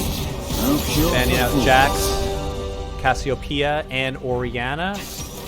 A couple of mid lane bans there, specifically targeting the mid laner. And we have last place, banning Kha'Zix, Ashe, and Yasuo. So just blanket bans, probably people's mains. Kha'Zix very, very strong right now. Same with Ashe. And here we're having the picks. First up we have Ryze, followed by Nasus, Master Yi. Master Yi did recently have a bug fix, which was causing his Rage Blade not to proc. So he didn't get a buff or anything like that, but it is like, yeah, he got a secondary kind of buff. Like, you know, when he gets that item, then he's able to get that little bit of extra damage off it that he was always supposed to be able to get. It's just he hadn't been until recently. I believe that was the 9.21 buff. So, you know, that's really the only champion that's changed a whole lot out of these. Immediately when you're looking over to Interesting, Ryze, Olaf, Sivir, you have a you know, kind of teleport behind enemy lines, kind of charge at him type of comp. Sivir, Olaf, excellent together, being able to do the speed burst and just chase people down. Fine, I'll just be over here, sharpening my feathers. Following bans coming up, Kai'Sa and Xayah banned, so targeting the 80 carry role. A little bit strange because Sivir's already been picked. I guess these are not in order because that wouldn't make any sense to ban that in that order. Katarina, very, very interesting. Some champions weekend we don't see. Love it every game. There's some roles that we don't see too much. So Katarina being picked, most likely going in the mid lane. Nasus being picked into the top lane. Master Yi is going to be looking to get on a roll.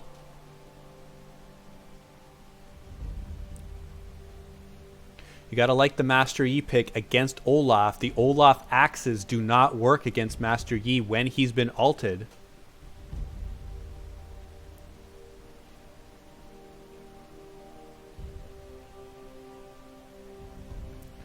So breaking down, we're having the Rise against Nasus.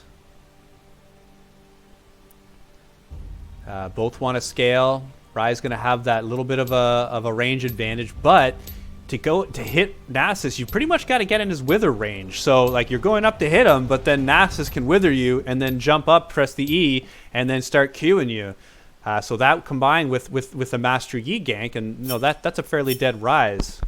As I was saying before, the Yi pick is kind of favorable over the Olaf, but there's other things that Olaf can do that Master Yi can't. Like he's got the CC from his axes. His ultimate lets him be able to dive turrets. And then we're seeing with the Katarina versus the Twisted Fate. So you like that for the Twisted Fate. You're able to gold card, and that's able to stop the Katarina ultimate. But that's pretty. You have to be very quick to be able to do that. You've got to be able to press to start channeling your cards, and then really you got to hope that it's your first card. Because if it's your third card, you're in a lot of trouble. Like, Cat's already killed you. But you do like the interrupt there.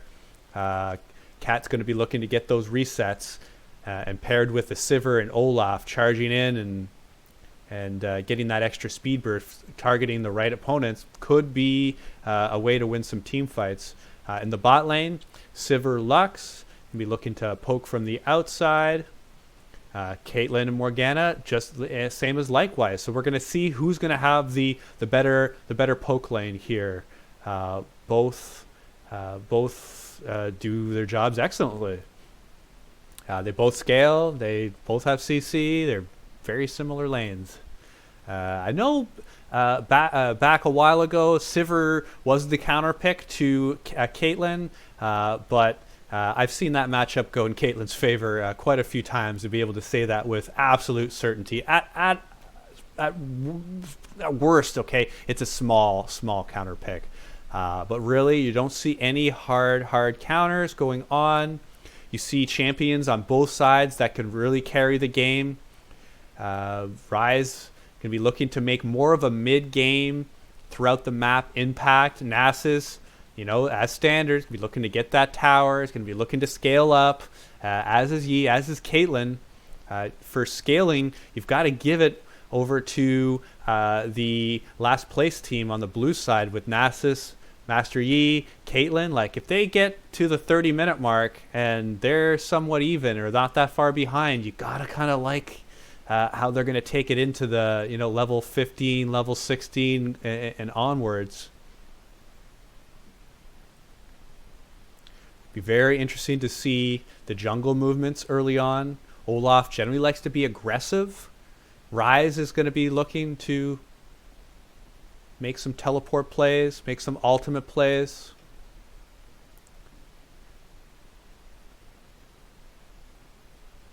So you have the mid-game team comp versus the late game. Twisted Fate, very, very useful in having that ultimate being able to affect the side lane. So yes, he does have a Nasus that kind of wants to be kind of stationary, that kind of just wants to stay up there. He doesn't want too much to go on in the first 15 minutes or so. But if it's pushed and you get either a jungle gank or if you get TF being able to get up there, very well could pick up some kills.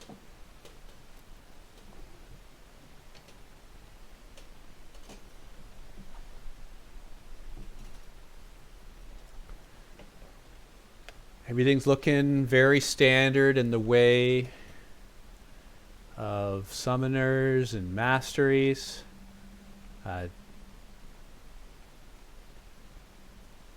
Yeah, nothing really to point out as super unusual or quirky.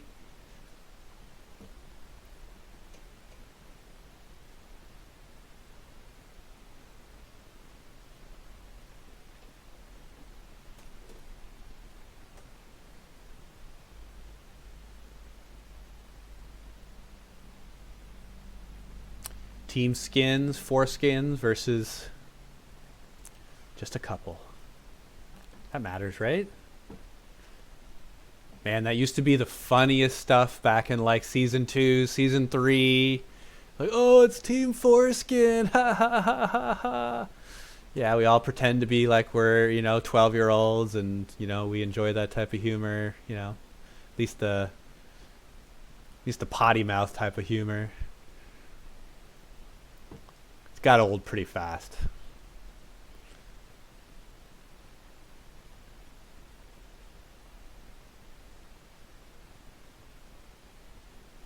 Definitely going to be following these junglers around. Very interested in that. Very interested in this bot lane as well. We're going to see, is it going to be a stationary, farm it out? Is it going to be trying to push to get turret plates?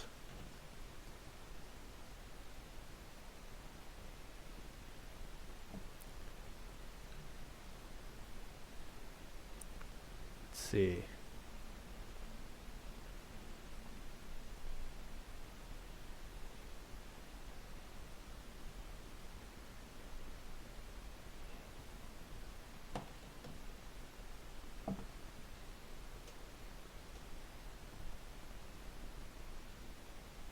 A little bit slow on the load here, 96%.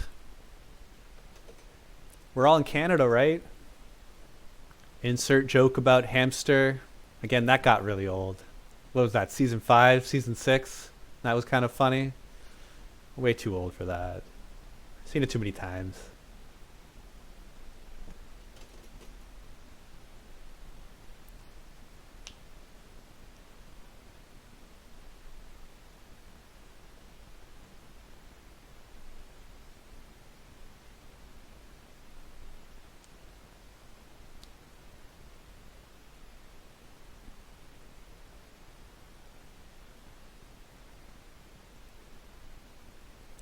I'm really interested to see this game going. Oh, 98%? All right, all right. That's awesome. I got lots to say, but I want to see how this shapes up here.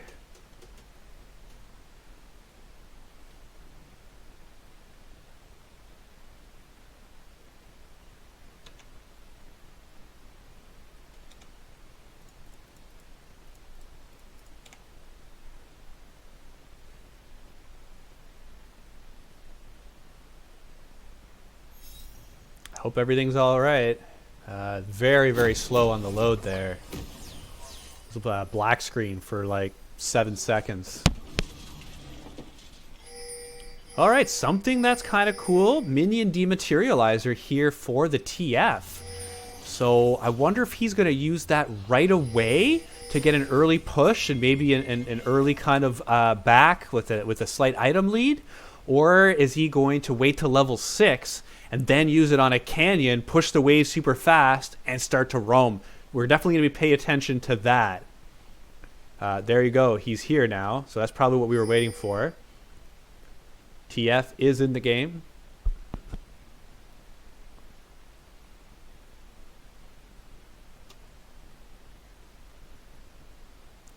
Guess we're just pausing here to see...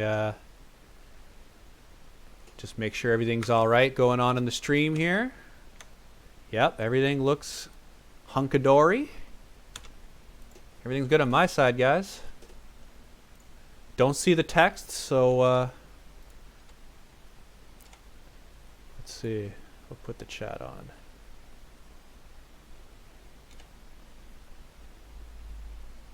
All right, looks like everything is good.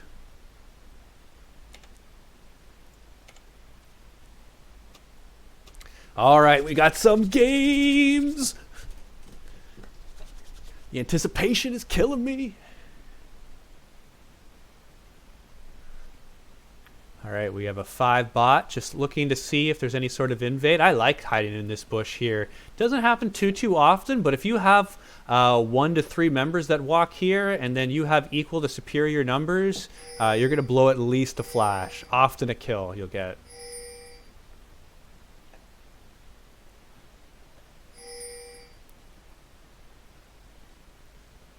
Another sort of interesting choice is the stopwatch for Lux. You got a lot of different combinations that you can do, and chose that one. Valuing the early playmaking. I'm really interested to see what's going on down here. Olaf starting the camp alone, leaving his bot lane free to go directly there. But even still, they're still going to lose out on the early push here against Caitlyn Morgana. Both junglers starting on... or not starting directly at their buff, rather. Bot lane here very early.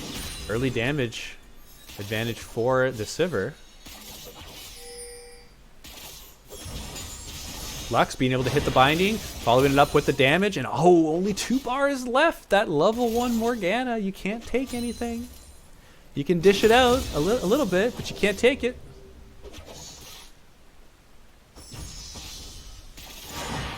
Throwing out the binding. Oh, I thought that was going to miss. Just barely getting the character model, and is it almost first blood? Oh, that last hit. Oh, just barely being able to put that out. The last tick of the Ignite being able to take that up for Morgana. First blood. It looks like it's going to be very close on the second. A Q could be going out. Not quite. Airy went out. Or Comet, rather.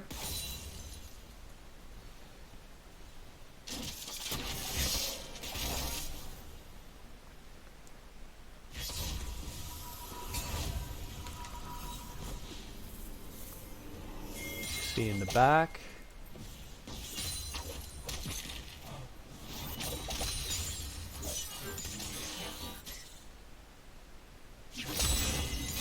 Big damage going on here early. Ignite already being used by Katarina. Being able to get up. Gonna see if it was gonna give a assist or a kill to Olaf. But just being able to pick that up herself is good enough. Here, teleport already being used very early. Master Yi coming in. Oh, being able to get the not resonating strike, but the counter strike. And it looked like that was very, very close to being a kill over for red team.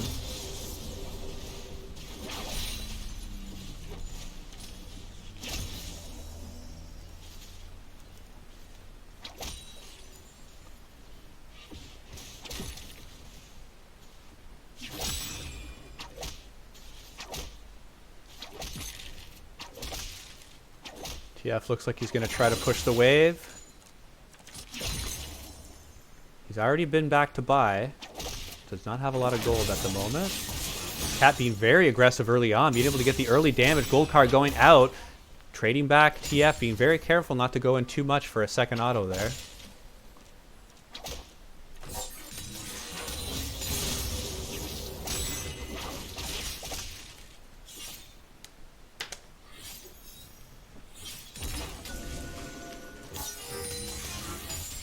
Okay. Bot lane going even. Caitlyn deciding to start Cull on the first back. So instead of boots and a pot, she went Cull. So going for that gold. Going to try to play a little bit safe. Try to help her get that first item that little bit faster. Nice damage by Lux. Hitting her skill shots is the Lux. Ping's going out around Olaf here. Already saw him. Early sweeper from Olaf.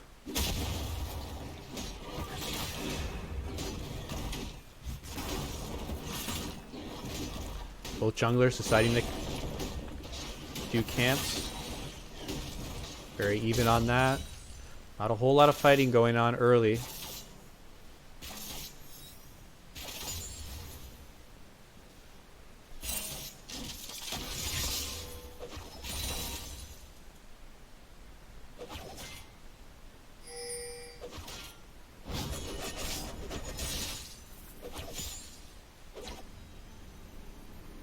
Master Yi is going to back. Olaf going to take the scuttle. Let's see if he decides to do the dragon. He doesn't know exactly where Yi is.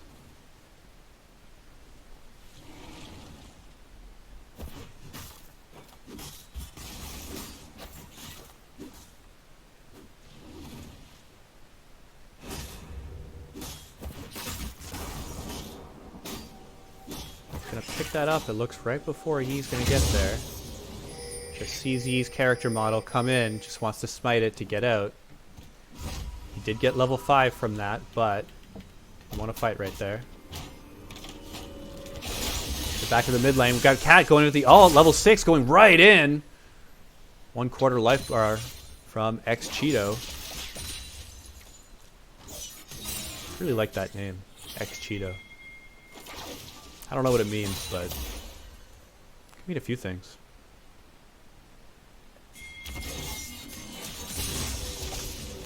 Cat going in for some damage, kind of faking that she was going to dive. Not quite at the time yet. Does have Ignite up, but no Flash. Flash is up in about another minute for Cat. Same with the ultimate. It's probably where you may be able to have another chance at killing TF.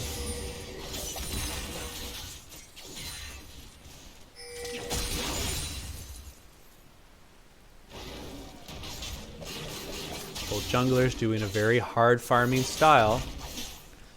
Very different from our first series, where junglers were looking to gank, and more ganks. Looks like an early fight here in top lane. Nasus getting the Wither down with the E and landing the Q. Does have that built-in sustain. Cat's coming up. We're having the jungler and the mid lane affect this fight. Cat's going to go ahead and pick that up, but we have Nasus going ahead and already using the ult. He's big, he's strong, but is he going to be able to beat it up? It's just barely being able to tank that. And TF's got the red buff. Being able to hit that last card, it's a blue card, it doesn't matter. It's all he needed. Game's still very, very close, but as we see the red team take that early kill lead, we're seeing the blue team going and taking this early dragon. So we're having blue, interesting, taking the early dragon lead, but we're seeing red last place with the early gold lead. What do you guys think? What do you like? Do you like an early objective lead, or do you like an early gold lead? There's some debate on what you prefer. What I've seen in my games is generally the early gold tends to win. Those dragons don't mean a whole lot if you're 5, 6, 7,000 gold down, even if you got 3 or 4 dragons. Fight once again going out on mid lane. Flash going up from TF. He's going to be vulnerable going forward. Master Yi is going to chase out this Cat.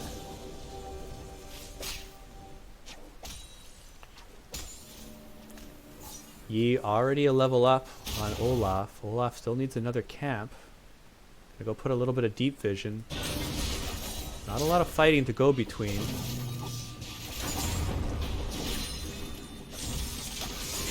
Oh, and I thought that black shield wasn't needed, but it was needed. That was like a 3-second predict black shield. Ended up saving Caitlyn's life there. Just gonna go ahead and back, and maybe they lose a half a wave there, but they're not gonna lose too much. Nasus is stacking well.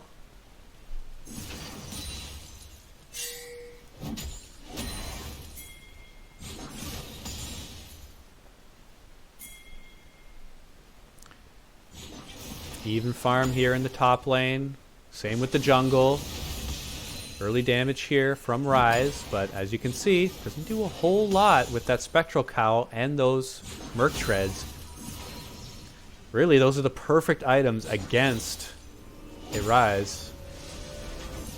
A lot of players will like to keep the Spectral Cowl here and not actually upgrade it, and then just work into their core build, be it the Trinity Force or the Frozen Mallet. We'll see what this Nasus decides to do. If I were a betting man, I would guess he's going to go directly into Trinity Force and keep this Spectral Cowl. Dragon Vision fights. Olaf getting some early damage against him. Yes, he's got the ult, but 2-on-1 is not a fair fight. Lux is ulting, but Yi is fast. He just does a little side set, keeps on going forward.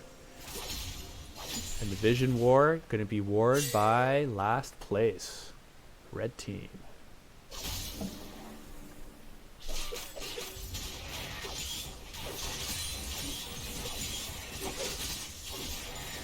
little bit of counter jungling from Yi. He's got an early level lead. He's got a full level of experience up on the Olaf. Excuse me. This is where all the action's going on in mid lane. Here, Cat's going on again. He's got Ignite. Anytime the Ignite's going up, she's ready to go. She's ready to 2-on-1, but it's not 2-on-1 for long. We got Olaf coming up, and do they have the damage? They do! What kind of question is that? Cat's doing it all. Hextech Gunblade already made, and she's taking over this game. 25 farm lead. This is an explosion waiting to happen. Yes, the kills are even, but early dragon and a small gold lead over for blue team, and a massive mid laner who's ready to dance. She's ready to change partners. She's ready to spin around a little bit. She needs some sort of dancing skin, doesn't she? I know Evelyn's got one. TF's got one. We need a dancing Katarina skin. Why didn't Ryan ever think about that? What's going on? Here we're having action in the bot lane. TF's coming down, then making not a fair fight. He's going ahead, getting all kinds of damage. He's going to be trying the second kill. He's going to go ahead onto Sivir. We're going to see if he's still got the spell shield up, but she doesn't quite have it. Oh, and the last shot from Caitlyn. Like icing on a cake. It's the perfect je ne sais quoi of the damage. Is your enemy goes towards the back lane, and you do a little bit of damage for the finish. But meanwhile, while this is going on, plates going down in bot lane for red team, also taking the rift.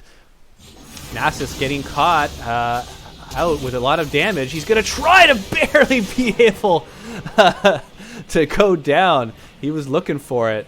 And we'll see what this Yi wants to do with his movement speed. I would have thought he would have maybe went for the scuttle or the rift, but he sees this this infernal dragon and does not want to give that up, does not want the trade. There's Cat going in 2-on-1. She can do that because she's so big right now. Double CC, that binding into the Caitlyn trap. That's why this lane is so powerful. Once you land that first CC, Caitlyn can go right ahead and land that trap, or vice versa. You land the binding, Caitlyn, oh no, you land the trap, and then binding can come right after. It's always easier to land a CC on someone who's already stunned. It's basically taking all the guessing work out. But here, they're not going to let this one go. We're having an early contest here. Blue team being able to pick that up. Olaf, Yi went in, but is not going to be able to pick up that dragon. Goes ahead and dies. Very, very even game. The only thing that's the difference here is the dragons. But remember, red team does have that scaling comp. Look at that Nasus. He's going even farm. He's not getting his turret pressure. Look at this Yi. He's got good on the experience and on the levels. But here, Cat, once again, I should just keep this cursor right onto Cat, because she just keeps on picking up more and more kills. There's good guy Olaf offering his assistance if she wanted to jump to him, but didn't need to. Gonna go ahead and back. And she had already picked up that Seeker's arm guard, so she probably doesn't have a whole lot of gold right there. Morgana looking to get the stun off, but it's not really needed as he's able to pick that off. And there is a couple of kills over for Yi. This is gonna get him back in the game. So where it was in favor of blue team, interesting. Now red team's coming right back with Yi picking up those couple of kills, and we're gonna see the item he's gonna build next. It looks like Rage Blade. We're gonna have to find out. Especially with that Bug Fist, you have to think this is the reason why Master Yi's being picked in the first game of their tournament here for Marco.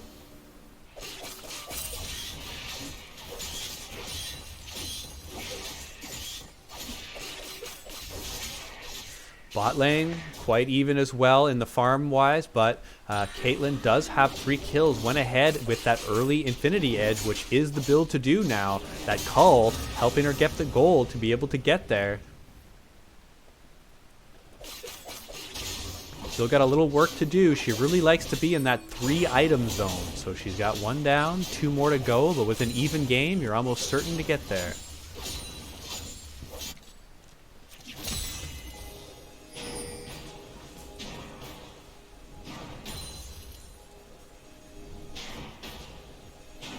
Neither team prioritizing the rift. We did see that Master Yi had a chance to go for it, but chose to go down and contest the dragon. Didn't work out for them, but made that choice. Olaf picking up the early kill, and Morgana, really you need to be able to CC your opponents to be able to get away. That shield's not going to last forever, and Olaf is just the perfect champion against CC crowd control, with that ultimate being able to melt through it like a hot knife through butter. Cat trying to go a little bit deep. She's getting a little aggressive. She had that huge lead early, but she's diving into two people there. A third member showed up to be able to knock her out, and she's losing that valuable lead that she gathered. Very, very even game. Olaf going in, landed the axe, but decides not to go in. Did see Caitlyn there. At Infinity Edge, she can do some damage. Lane swap is enabled. Nasus does not want to let this turret go. Might not have a choice, though. Let's see if they're going to be able to turn this. This is a 2-on-3. There's Caitlyn to make it a 3-on-3. Flash up for the Morgana. This is going to work. Lands the bow stun, but goes down on the process. 1-for-1. Olaf for Morgana. You have to like that if you're the Olaf. So you get there, being able to land the CC, but not going to be enough. Caitlyn going down. It's a 2-for-1 in favor of blue team. Interesting. See what they decide to do with this. They could go down and take this Rift Herald. They do have enough time for it. They could keep top wave and mid wave pushed and then go back for a reset. You see a couple of members with low mana. Both the Sivir and the Rise probably like a back after their waves are pushed. There you see the back in top lane. Both of them are going to go back. Jungler was on the opposite side of the map, so Rift Herald is not an option. Just that the waves were pushed in a way that they could have started it, and Olaf would have had to go there to help finish it. But one thing that's immediately noticeable is the 4 pink wards already down by blue team. 1, 2, 3, and 4, and a deep ward for good measure as well. There as well, moving up this ward over to here. Vision game being won by Interesting early on. They're doing that dragon stack. 3 of them already at a fairly early time. Olaf not going to use the ultimate, just on that support damage. Tell you who can't take the damage is Lux. Definitely not the same constitution, the same durability. Being able to land that ult, though, being able to go hard, and that all started from that Lux ult, and Olaf tried to finish it up deep. He had the ultimate, trying to get the damage reduction, but it wasn't enough, and he flashed it right into his team. Unfortunately, disaster. Master Yi being able to turn this once again, and the Yi effect coming up strong. You make a slight mistake against Master Yi, and he punishes you. He could be down in the first 15, 20, 25 minutes of the game, but if you let him back in, if you let him get items, if you let him scale, he comes in with that third item, and he's able to take over games.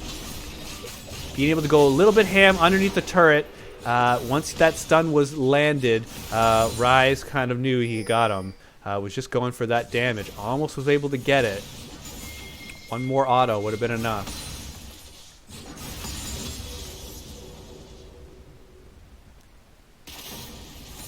This game has one that could go the distance. Already at 21 minutes. Not sure who's going to be up ahead. Blue team with the early dragon lead, early gold lead, but team last place can rely on this late game.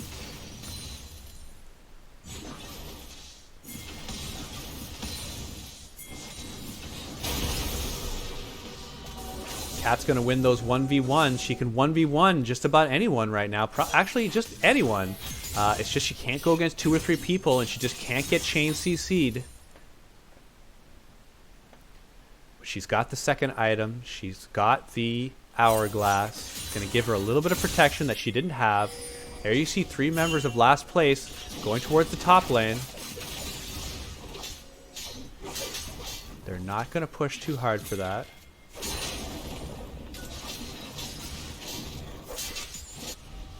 Bot lane being pushed hard by blue. Being able to get some damage onto Nasus, who went Spirit Visage. So went directly finished that Spectre's Cowl, went Spirit Visage, and now is building the Trinity Force. You need it when you need the regen. You need it when you need the magic resist. You just get your Trinity Force a little bit later than you otherwise would if you just kept that Spectral Cowl. But has only died twice, so has been able to stay on the map, been able to keep stacking. And another pause. We'll bring up the chat and see if we can figure out what's going on.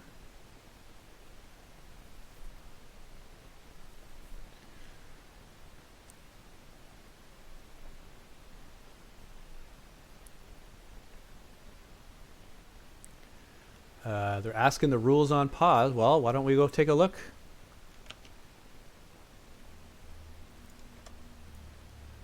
All right, we got the rules here. Let me bring it up.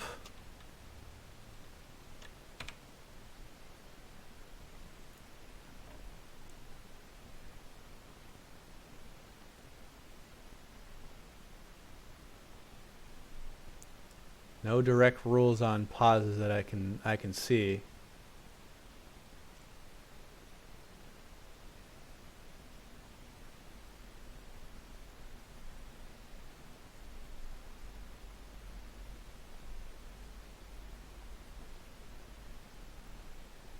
Nothing directly that I can see.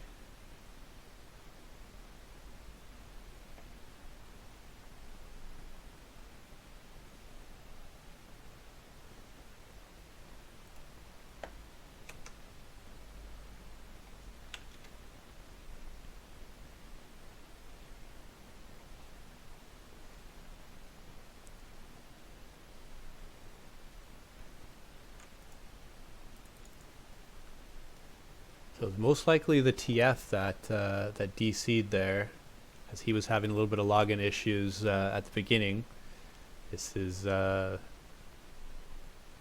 reason for them to pause, other than that they're getting pushed in a little bit.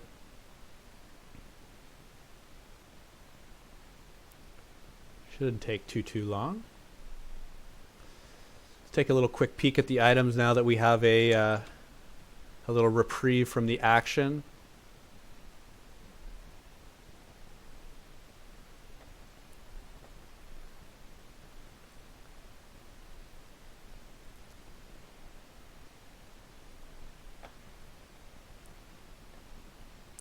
Let's give it a couple minutes. It's only been 3 minutes here, so standard restart relogin time, you know, can run into the 5-minute plus range.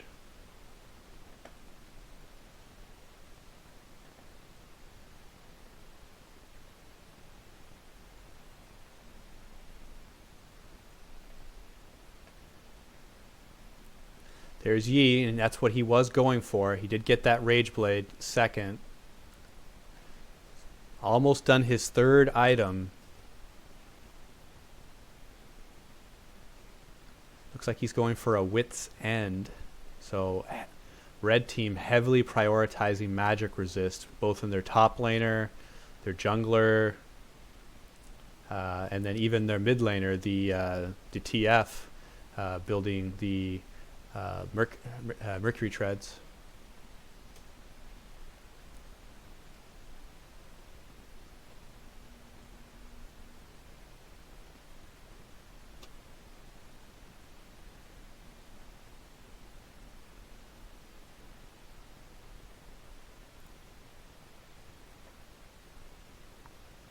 Cat here, very nice lead, already got a level up. About to finish her third item as well, whereas TF is not quite there yet.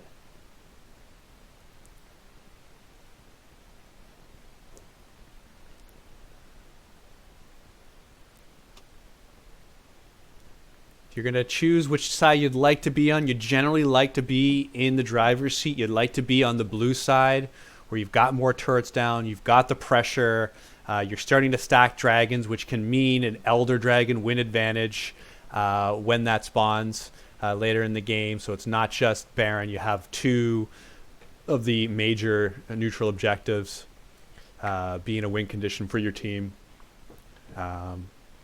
If you're able to wave clear, then you really like where the red spot is. So if you're looking at their wave clear, it's pretty good.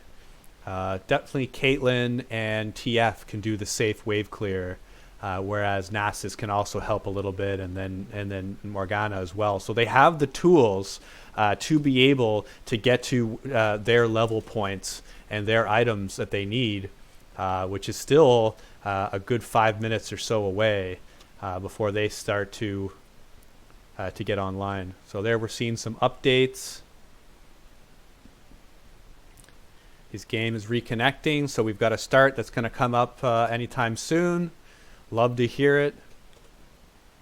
This is a super interesting game. I'd probably give it 60% win rate here over for interesting. They are not playing like their name. They are they're leading in kills. They're working the map. They got a 2 turret advantage here in mid lane, so they're pushing it right down. Lots of jokes in chat. People are keeping it light. That's what I love to hear.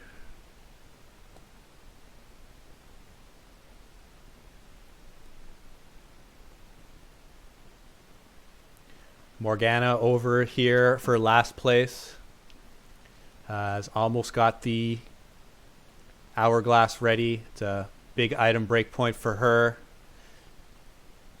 Her laning partner, Caitlyn, 2 of the items made. This is around when she starts to feel okay, but she really would like that second attack speed item. See what she ends up going with when she makes her next component.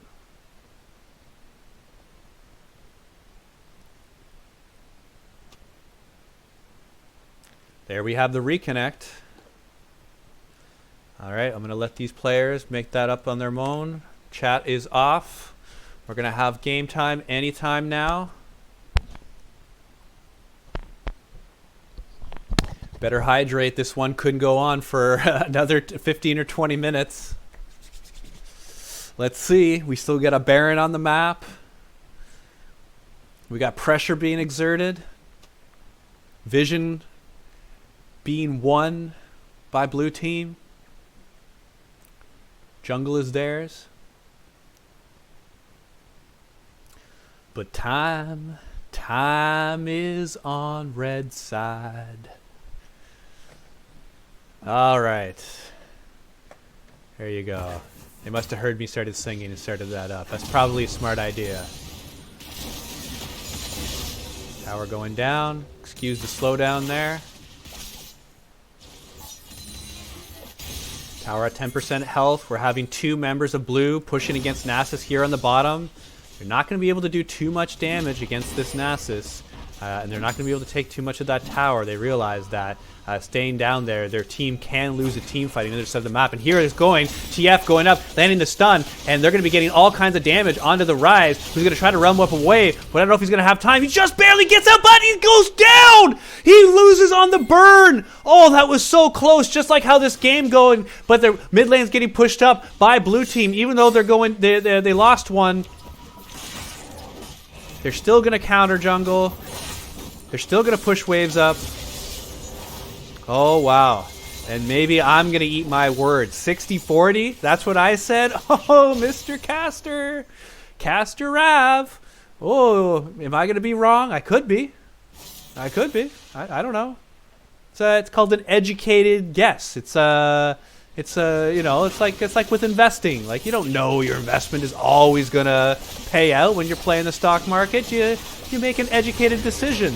And here, an educated decision is the Baron. We're having red team. They're a little bit slow on taking it. It's 6,000 health. We're having 3 members here. Flash coming in from the Olaf, gonna ult right in, gonna do all kinds of damage. But we're having Cat, who's cleaning up all kinds of kills. TP coming in from red team. It's big bad Nasus. He's like, I've got an E, I've got an ult. I'm gonna take that stack. Don't worry about that.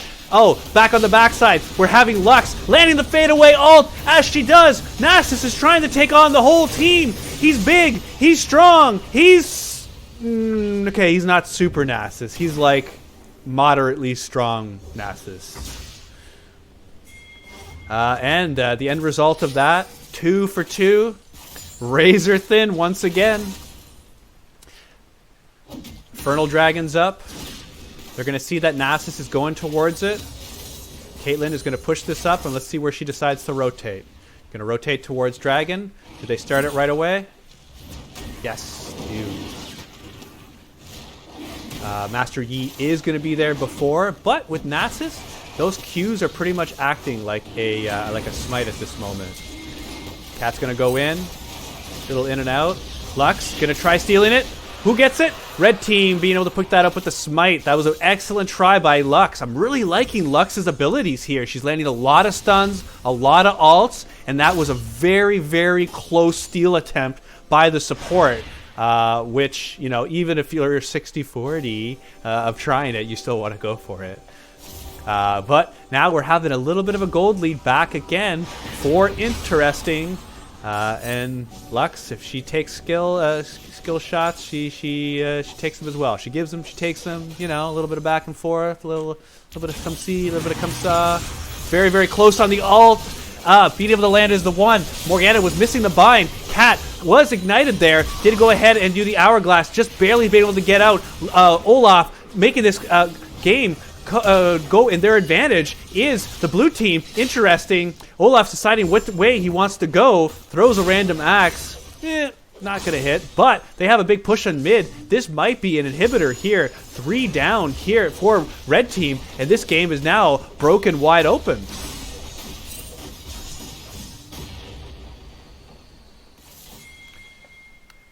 They go to Baron. It is free here. Be very unlikely for any sort of meaningful contest.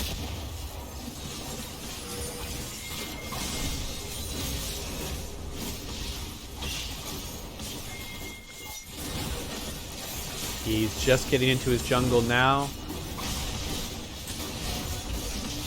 Yep's making it dark. Steal attempt by Caitlyn. That was really the best chance they had to steal that. Baron over to blue.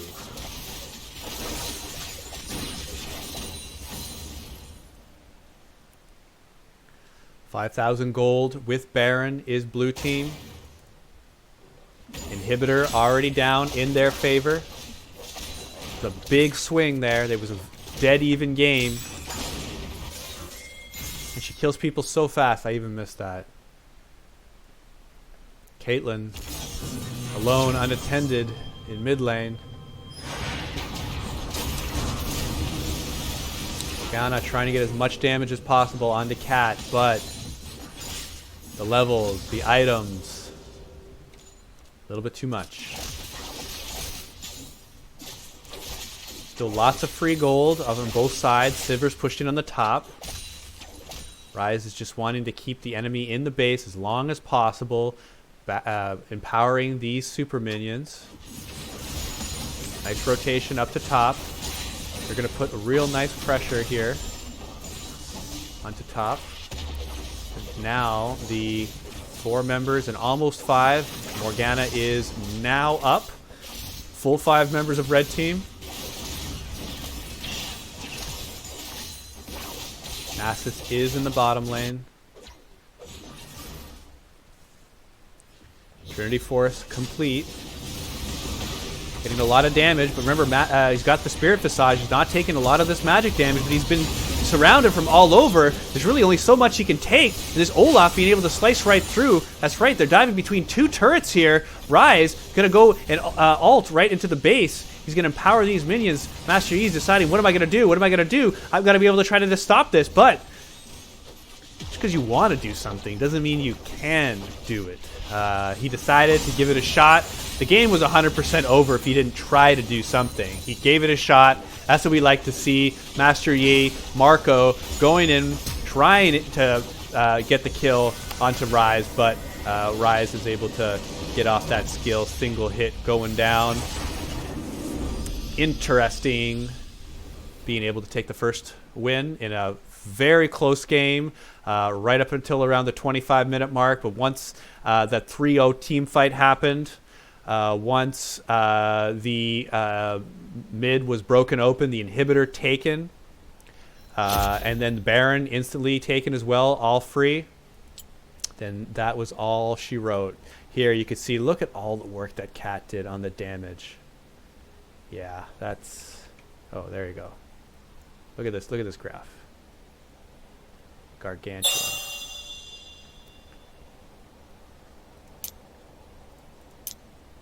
Look at the tank stats.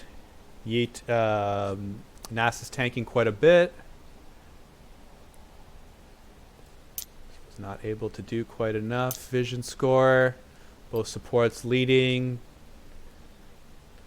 Blue did a really good job keeping a lot of control wards around the map, especially in the mid game.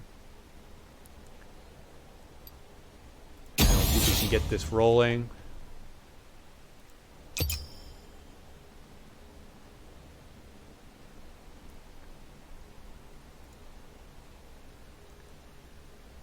And we're going to have game 2 of Interesting versus Last Place here at the OESL Season 4. This is the second series, day 1, coming right up. We had the first game going over to Interesting. But we're going to see how this game 2 plays out. I'll let you know when Draft Select comes right back up. Grab Exel.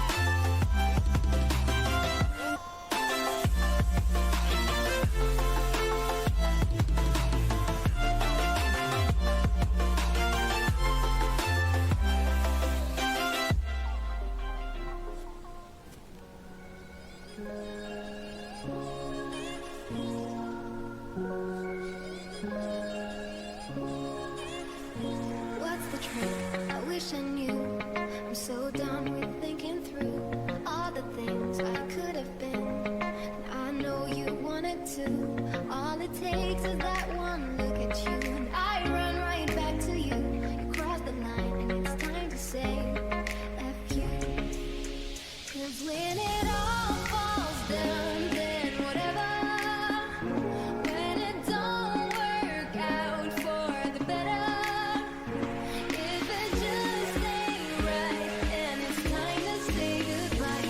When it all falls down, when it all falls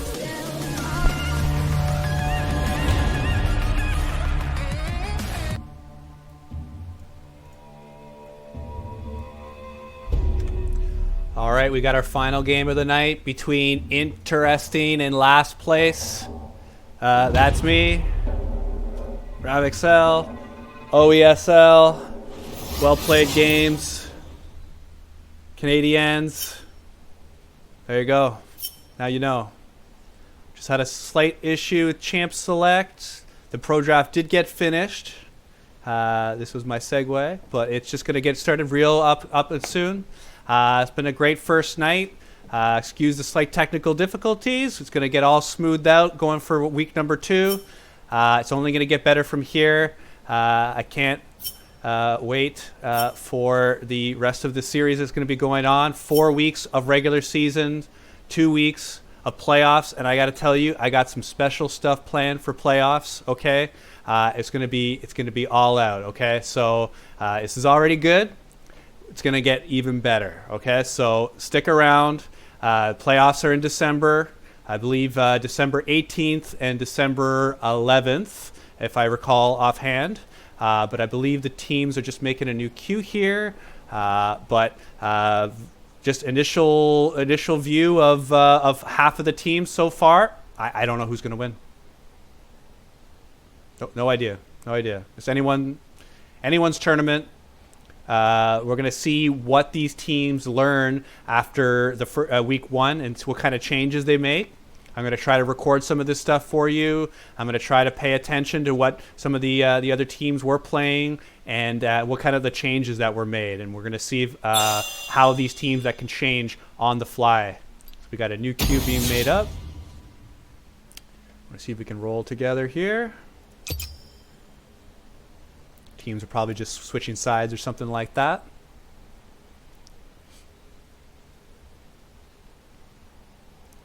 All right, everyone's slotted in. Oh, we got a game screen. Let's bring it up.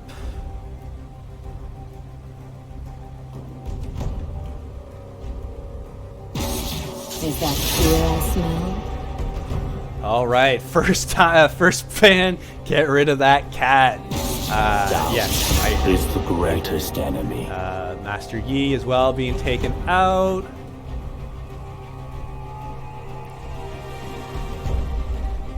Well, already the power picks of either team being taken out. Already changes made on the fly.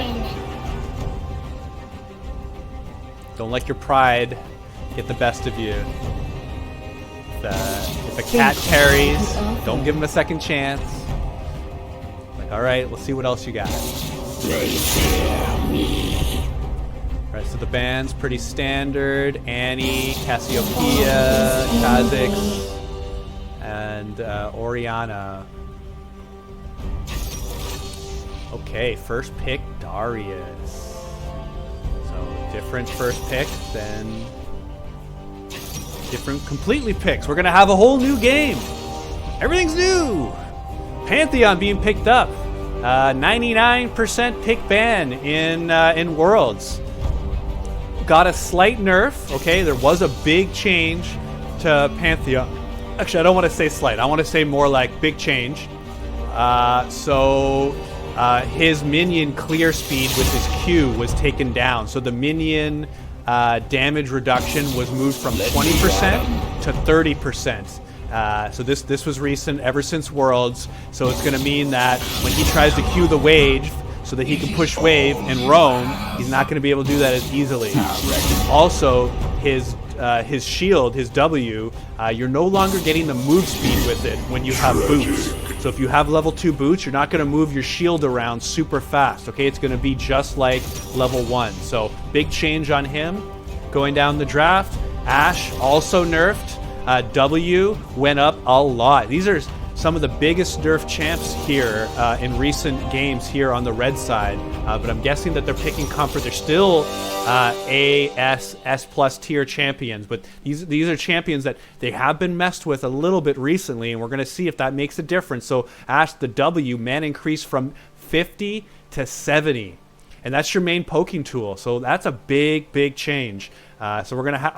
I haven't seen Ashe since this change. So I'm looking to see in that lane if she's gonna have mana issues going forward.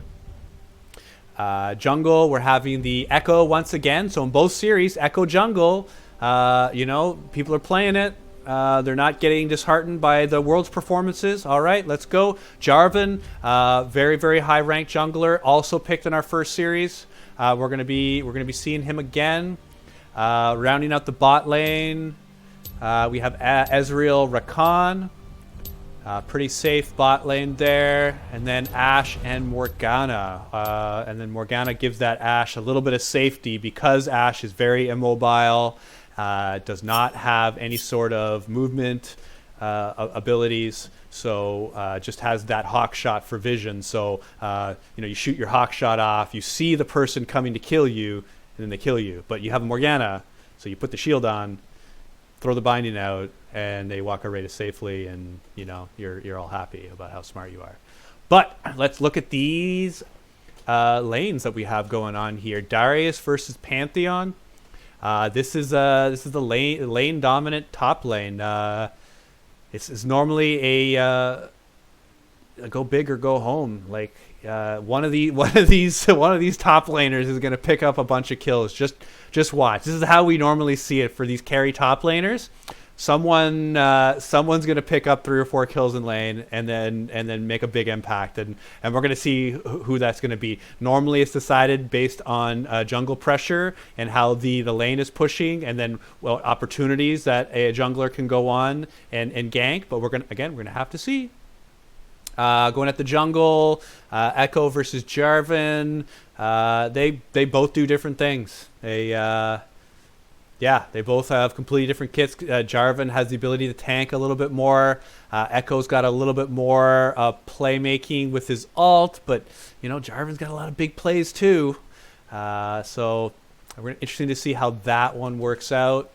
In the mid lane, Malzahar, who's been getting a lot of pick in solo queue, not so much in professionals, but he's a very strong solo queue champ.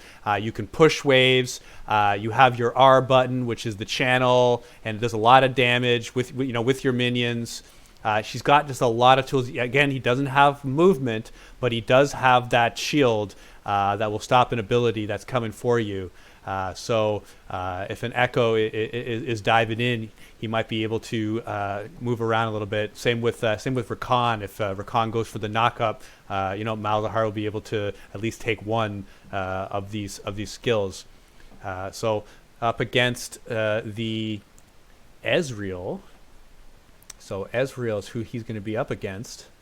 That's right. It's a Xayah Rakan. Okay, yeah. So Malzahar against Ezreal. So really, no. I like Malzahar here. You generally will need some help from your jungler. Again, this is a very jungle dependent game here. Top lane, mid lane.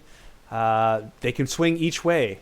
So we're going to pay special attention to the jungle movements, not just because I play jungle. I just want to see which lanes that they're affecting and if that's going to be the difference in how these play out. Xayah Rakan, as you know, lovers duo. They've got very high win rate for duos, and they have for the last year, 2 years.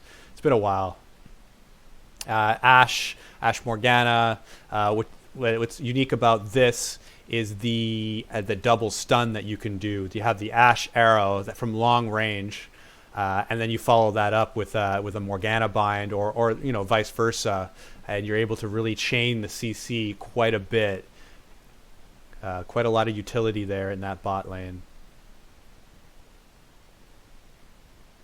It's hard to bet against Xayah Rakan, but they do have some strong champs that can do it.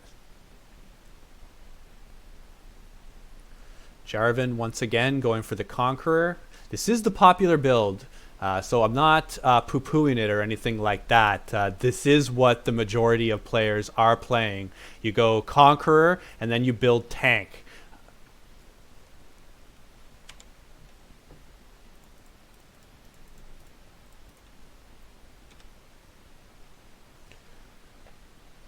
All right, we're loading up into the game.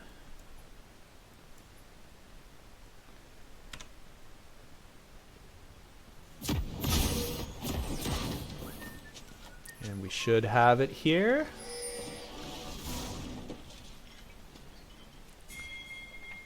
Nothing too weird for items.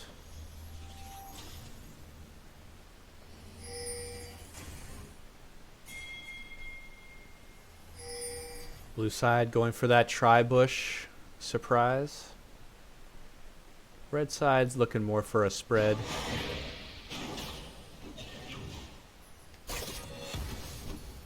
That was a very well-timed emote there.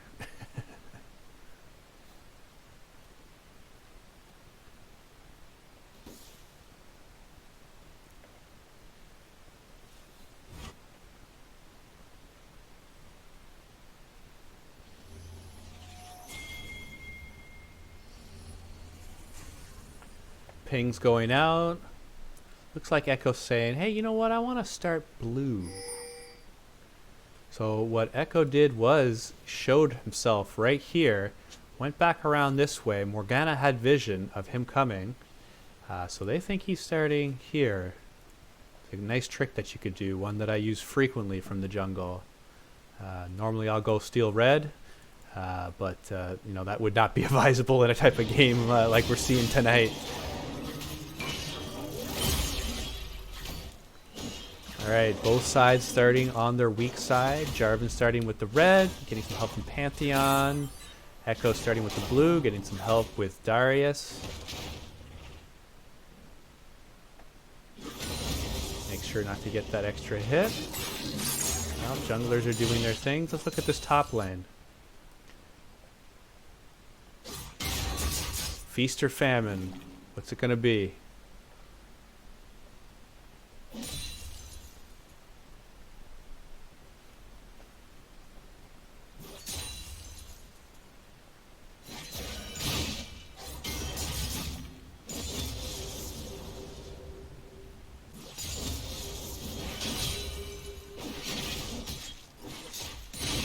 Early trades going fairly even. Darius is moving up in a position that he thinks he can win this.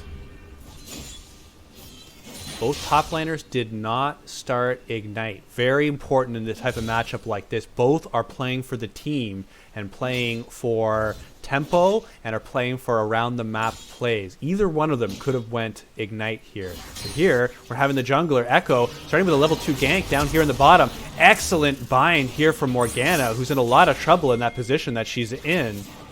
She's deep in the enemy lines, but her AD carry is at 1 bar. Oh, that would have hit. That would have killed. Excellent flash. Morgana coming in with the flash, knocking that up. Morgana getting in. We're having a 3 for Ode here. Big lead here for Interesting. Wow, there was a lot that went on there.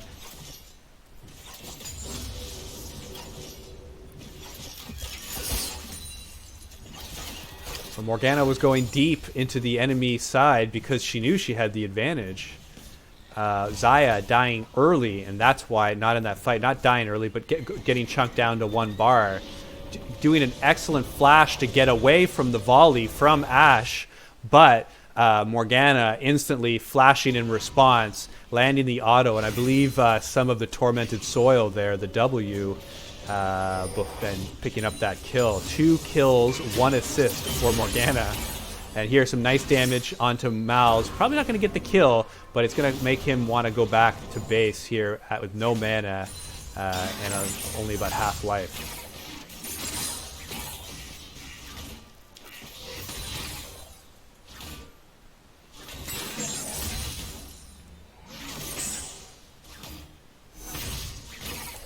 Ooh, just barely missed that cannon, but has a nice push here. Malzahar is going to miss most of this. Jarvan's going to come and pick up some of the experience, at least for it. And when you do this, you do pick up the farm and the experience, but you let the enemy know that you're on the bottom side of the jungle here. So it's a it's a trade. You trade that experience and a little bit of gold for the enemy knowing your jungle position. Top lanes, both of them killed each other. Darius TPing back the lane, whereas Pantheon is not. He knows the wave's not going to get pushed towards him, but here we're having a gank. Echo coming in, going straight under the Morgana early on, picks that up, including the shutdown gold, but we're having the Jarvan coming back around, getting the double knockup, being able to turn that around, and he's able to get the 2-for-1 there, 3-for-1 rather, for the red team. Interesting. And this game already is broken wide open. 5 minutes, already a 5-kill differential. This is going fast and furious. And they're getting kills all over the map. Only Malzahar is without one, but believe me, that is not going to last too long. Jarvan thinking about going Dragon, and he's going to decide to do it. He went that first Bomby Cinder here. That's going to help him clear. It's going to help him take this dragon by doing that residual damage just around him. There, he's able to get help. Malzahar doing what he does best, push that wave. And assisting at the early dragon. Good try to steal attempt there. Even if the dragon was there, it was not going to be enough damage, but he had to make an educated guess as the vision was not present. For blue team. Here we're having it. Another fight. They went even last time. We're having a minion control from Pantheon, and being able to lock that down with still half of the life remaining. Darius was not able to use that ultimate, but he didn't have enough stacks to turn that fight. The difference there being the minions that Pantheon was able to have on his side and win that fight. Already 3-1 with that phage. Got to be careful not to take too many more tower shots. A little bit dangerous for him going for this plate. This is a risk or reward. He is going to again end up getting paid here, but it was a little bit risky. Wasn't sure if the jungler was going to come and gank him, but he's going to get that extra gold, and let's see what he buys. He's he went Executioner's Calling. Prevent that lifesteal from Darius. More action in the bot lane. Rakan being able to go back towards Xayah, but just not able to get enough damage, and the Ashe and Morgana being more than enough. There, Ashe being able to land that frozen arrow, taking tower shots, and they know exactly what they're doing down here. Being able to chain that CC, and despite that being under turret, they're still able to pick up that kill. 11-2. We haven't had a game like this yet. There hasn't been this many kills in the other 3 games. Here, once again, looks like another kill is going to go over. Once that EQ happens, got damage. And as stated, Malzahar did pick up a kill. There he is. He's not feeling alone anymore.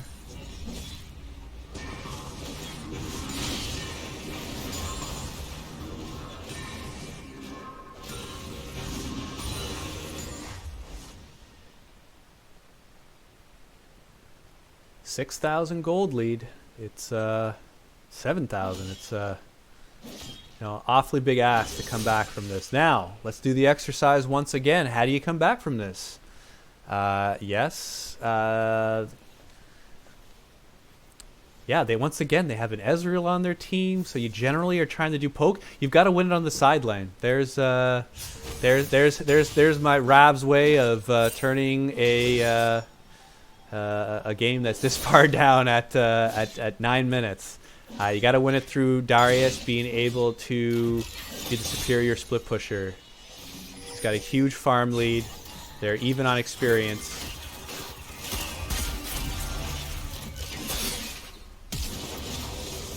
Oh, that was so close. I thought that was enough. A little bit of greed on that part. Morgana did flash for it, but Ashe going down.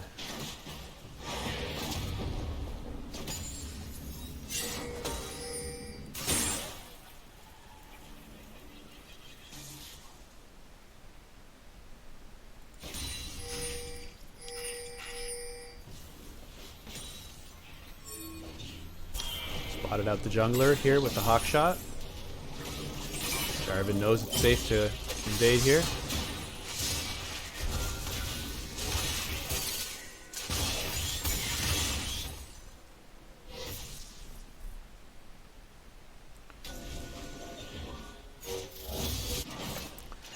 Lanes are getting somewhat swapped around. Pantheon heading towards the bottom side.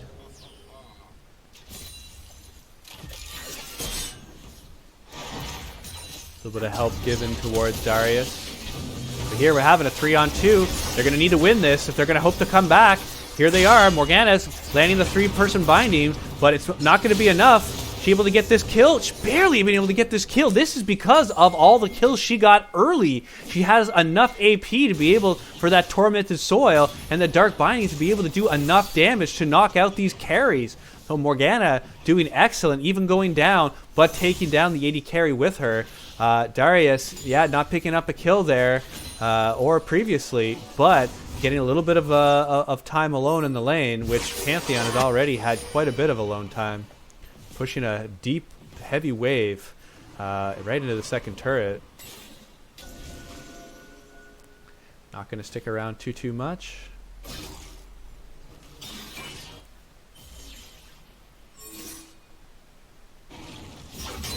Lots of vision here from the red side. Got a ward here, a ward here. Pink in the try.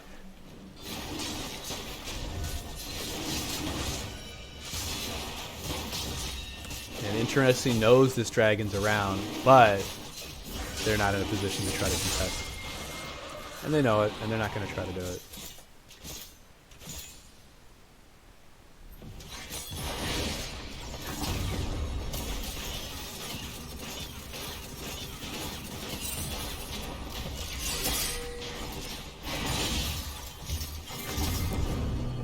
That binding down, it might be safe for Darius to go and try to pick up a little bit of farm. They might try to engage this 3-on-2 once again. Here we go, almost the exact same fight as last time. Knock up onto the Ashe. Darius is not able to follow up with the damage. And where's Xayah? Xayah's not there. That was what happened last time. It was not 3v2, it's 2v2. But Morgana's strong. She'll kill him. She can kill him. They're being able to land the knock-up, but also binding land. Rakan is like, hey, I'm strong too. Strong-willed. Strong in character. But the binding lands. She had a chance at both champions there. Rakan trying to get these autos. Trying to get as much as she can do. Being able to get the hourglass at 12 minutes. She has hourglass because she's that far ahead. And she's doing all kinds of work here for a support. We're seeing some awesome support for, performances in the game 1 of the first series with that Morgana. The game 2 with the Senna. Hard carrying that bot lane, getting massive kills, a very low death score, no deaths in lane, and massive assists. And then here we're seeing Morgana pick up a ton of kills early, 3 kills early in lane, and just get all kinds of AP and her utility item, which normally takes around 20 minutes to finish. And here she is at 13, already having it done and putting it to good work.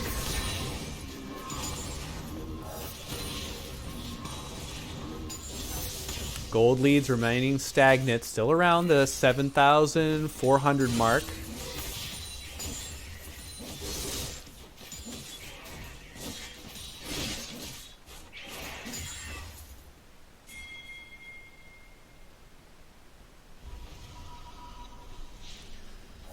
Rift Herald is up, but the turret plates have just gone down.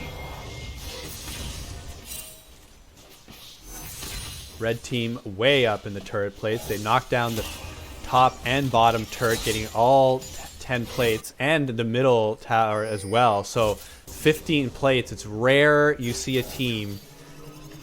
I want to say I don't think I've ever seen a team that's gotten all 15 plates lose a game.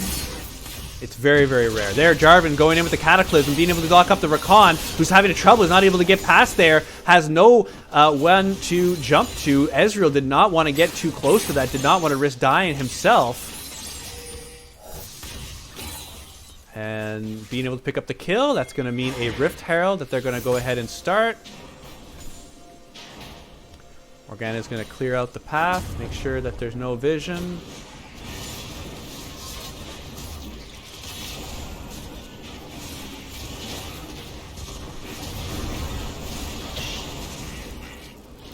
With a big team fight win and an effective Rift Herald, this could mean an inhibitor.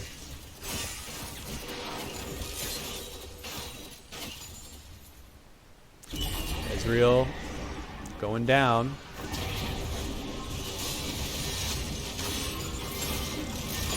Between him and Malzahar, Malzahar getting the better of the mid lane. Rift Herald still alive. But here we have Darius going in deep on the Morgana. That once again, that hourglass coming out huge. The burn still going on. Morgana's being able to get out, and 2 for 0 here, and everything is coming up Millhouse for red team. Interesting. Marco picking up one.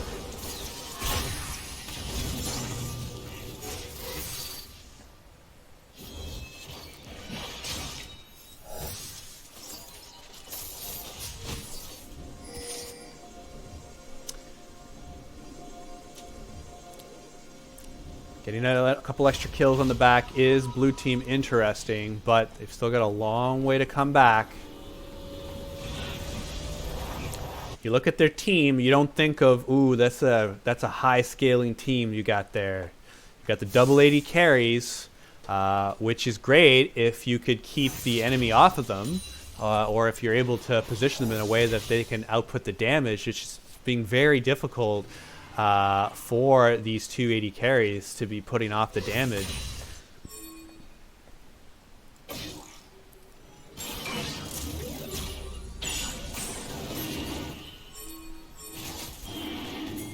Third dragon coming up.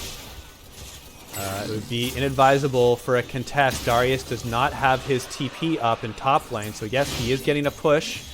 Is going to be able to get some solo farm here. Most likely he's going to get the turret, but red team does see that. Interesting. Is going to get that. And sorry, I just have a little mix up with the teams there. It's last place.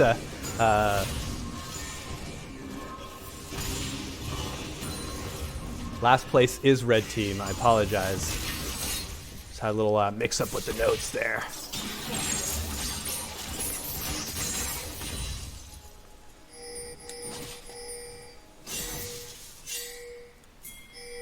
There's Darius being engaged upon.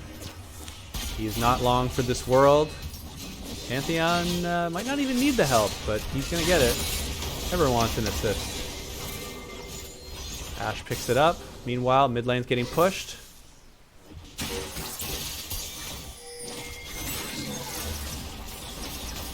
So once again, we have a prospect of a 1-1 series. If last place can keep up their lead and go ahead and close this one out, be another 1-1 series.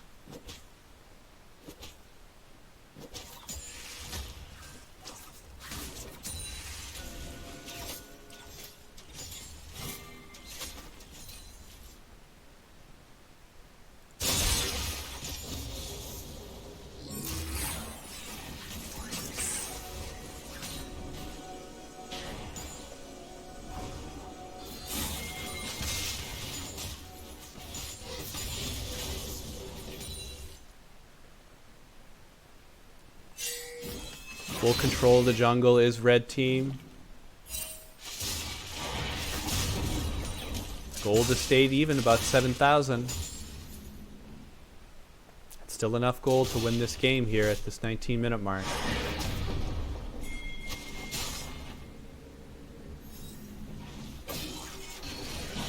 Having Ashe split pushing top. This is not a fight that the red team is going to want to take when you know your AD carry is pushing top lane. There, the blue team's recognizing that once Ezreal comes, you're going to have an odd man advantage. They're going to choose to decide to take this team fight instead of stopping Ashe pushing top. We're going to see who's going to get the advantage in this. There, blue team's doing the engage. Jarvan coming in. Everyone's knocking everyone, but meanwhile, Ashe is split pushing the top lane. Blue team able to win this. Yes, they were able to get this team fight win, but at what cost? We have one tower gone. And the TP going. So a nice team fight win, a 3-0 team fight win for a tower. And here Ashe is going to try to get this. There has to be an advantage here for the blue team. They had to be able to get that. He really had to win that. Now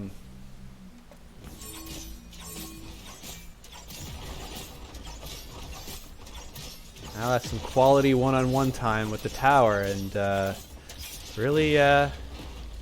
Ashe is not the lady that you want to be leaving alone, you know, with a tower, without any supervision. You see what happens there. She just knocks it right down.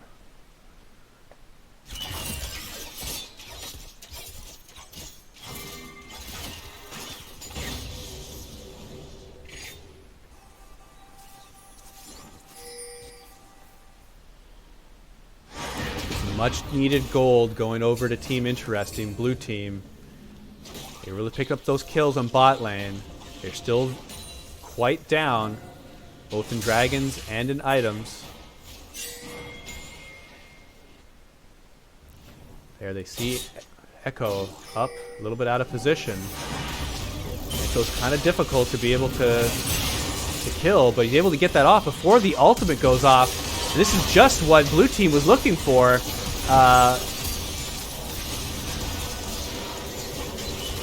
I meant red team. I apologize. Echo's on the red team. There you go. Ashe with a fadeaway arrow, being able to lock that up. That's a 4 for 2. They could go ahead and try to push this top and this mid. Baron's pretty safe because it was a 4-person kill. You have Darius here on the bot lane. He knows he can't do anything to stop this. He's not even going to get a tower, frankly, with Morgana coming down there.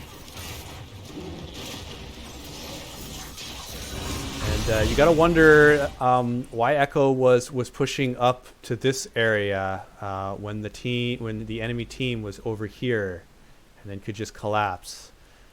Trying to make a play, trying to be a little bit crafty, but was just not able to get the ult off and to reverse time and reverse all that damage.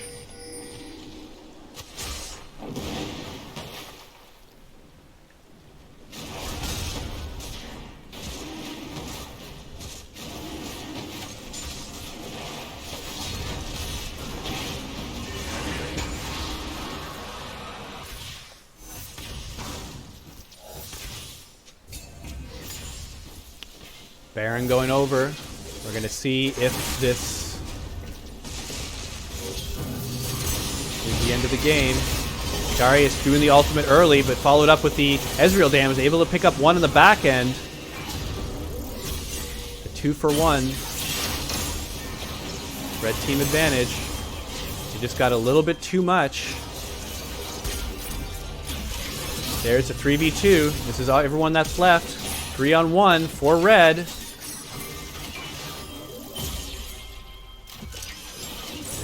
Just not able to do enough. Baron, still a lot of time left on Baron, probably around a minute and a half. And death timers will be enough to perhaps protect this inhibitor, but not this one. We'll see if last place here decides to try for it. They're going to decide not to. But here we have in the Righteous Glory with the Darius going for that utility build with a little bit of tank. Knows he's a little bit behind, being able to pick up the kill on the Morgana. They're getting lots of these kills, lots of these solo kills. Kills are much more even than they were at the beginning of the game. Unfortunately, because of the towers, the Baron, The gold lead is still heavily in favor of red.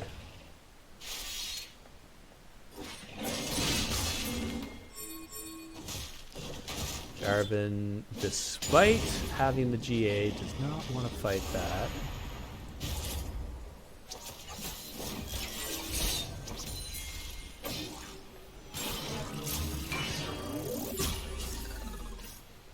Baron still up for red team. They're looking for a fight in the jungle here.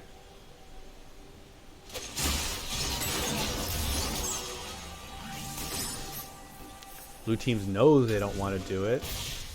Ezreal's doing a little pushing here on the bottom wave. Red team sees that. It's calling for the top inhibitor.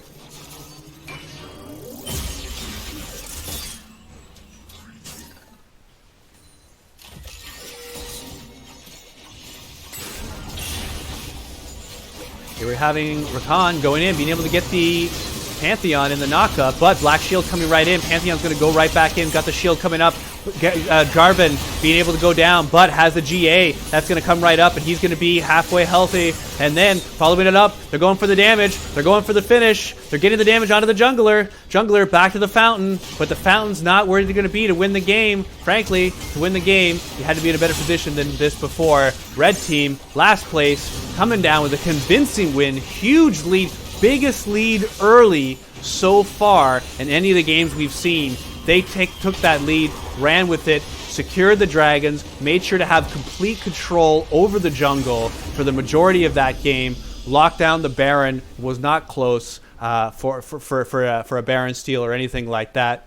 Played it by the book, kept that 7,000 plus gold lead the entire game until as soon as they got it, they kept it and was able to win from there.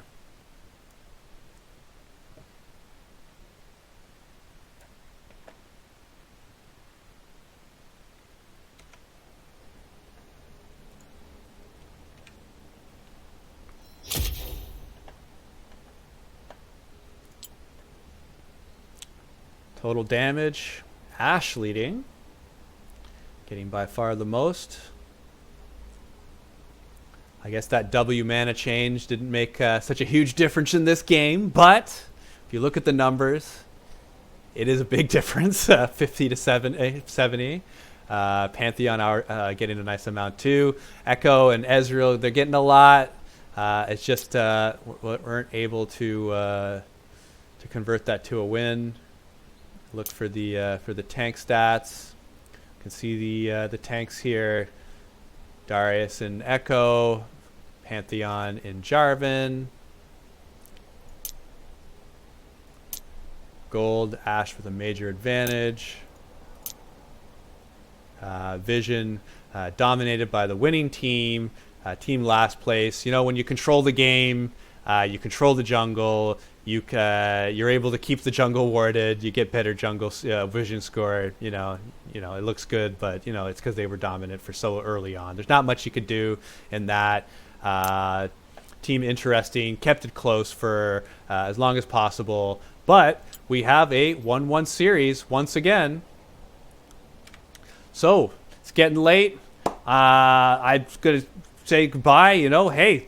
4 great games, super interesting, lots of interesting picks, bunch of Ezreal, including in the jungle, mid lane. That was super cool. Senna, wow, can't wait to see more of her. She seems strong, at least in that game. My games, guess it depends on how you play her. But wow, no idea who's going to win this. Still up for anyone. OESL from Exel. Day 1 in the books. Have yourself a great night. Thank you for stopping by and listening to the cast. I hope you enjoyed it. And if you have any comments or anything, please send them my way. I'll make my email available. If you want to talk, if you want to add me, go right ahead. Exel, just like that. Local caster, local guy. Just a gold 1 player here, but still like to play with all kinds of people. So, have a good night, and I'm going to go ahead and leave it and end this stream. See ya.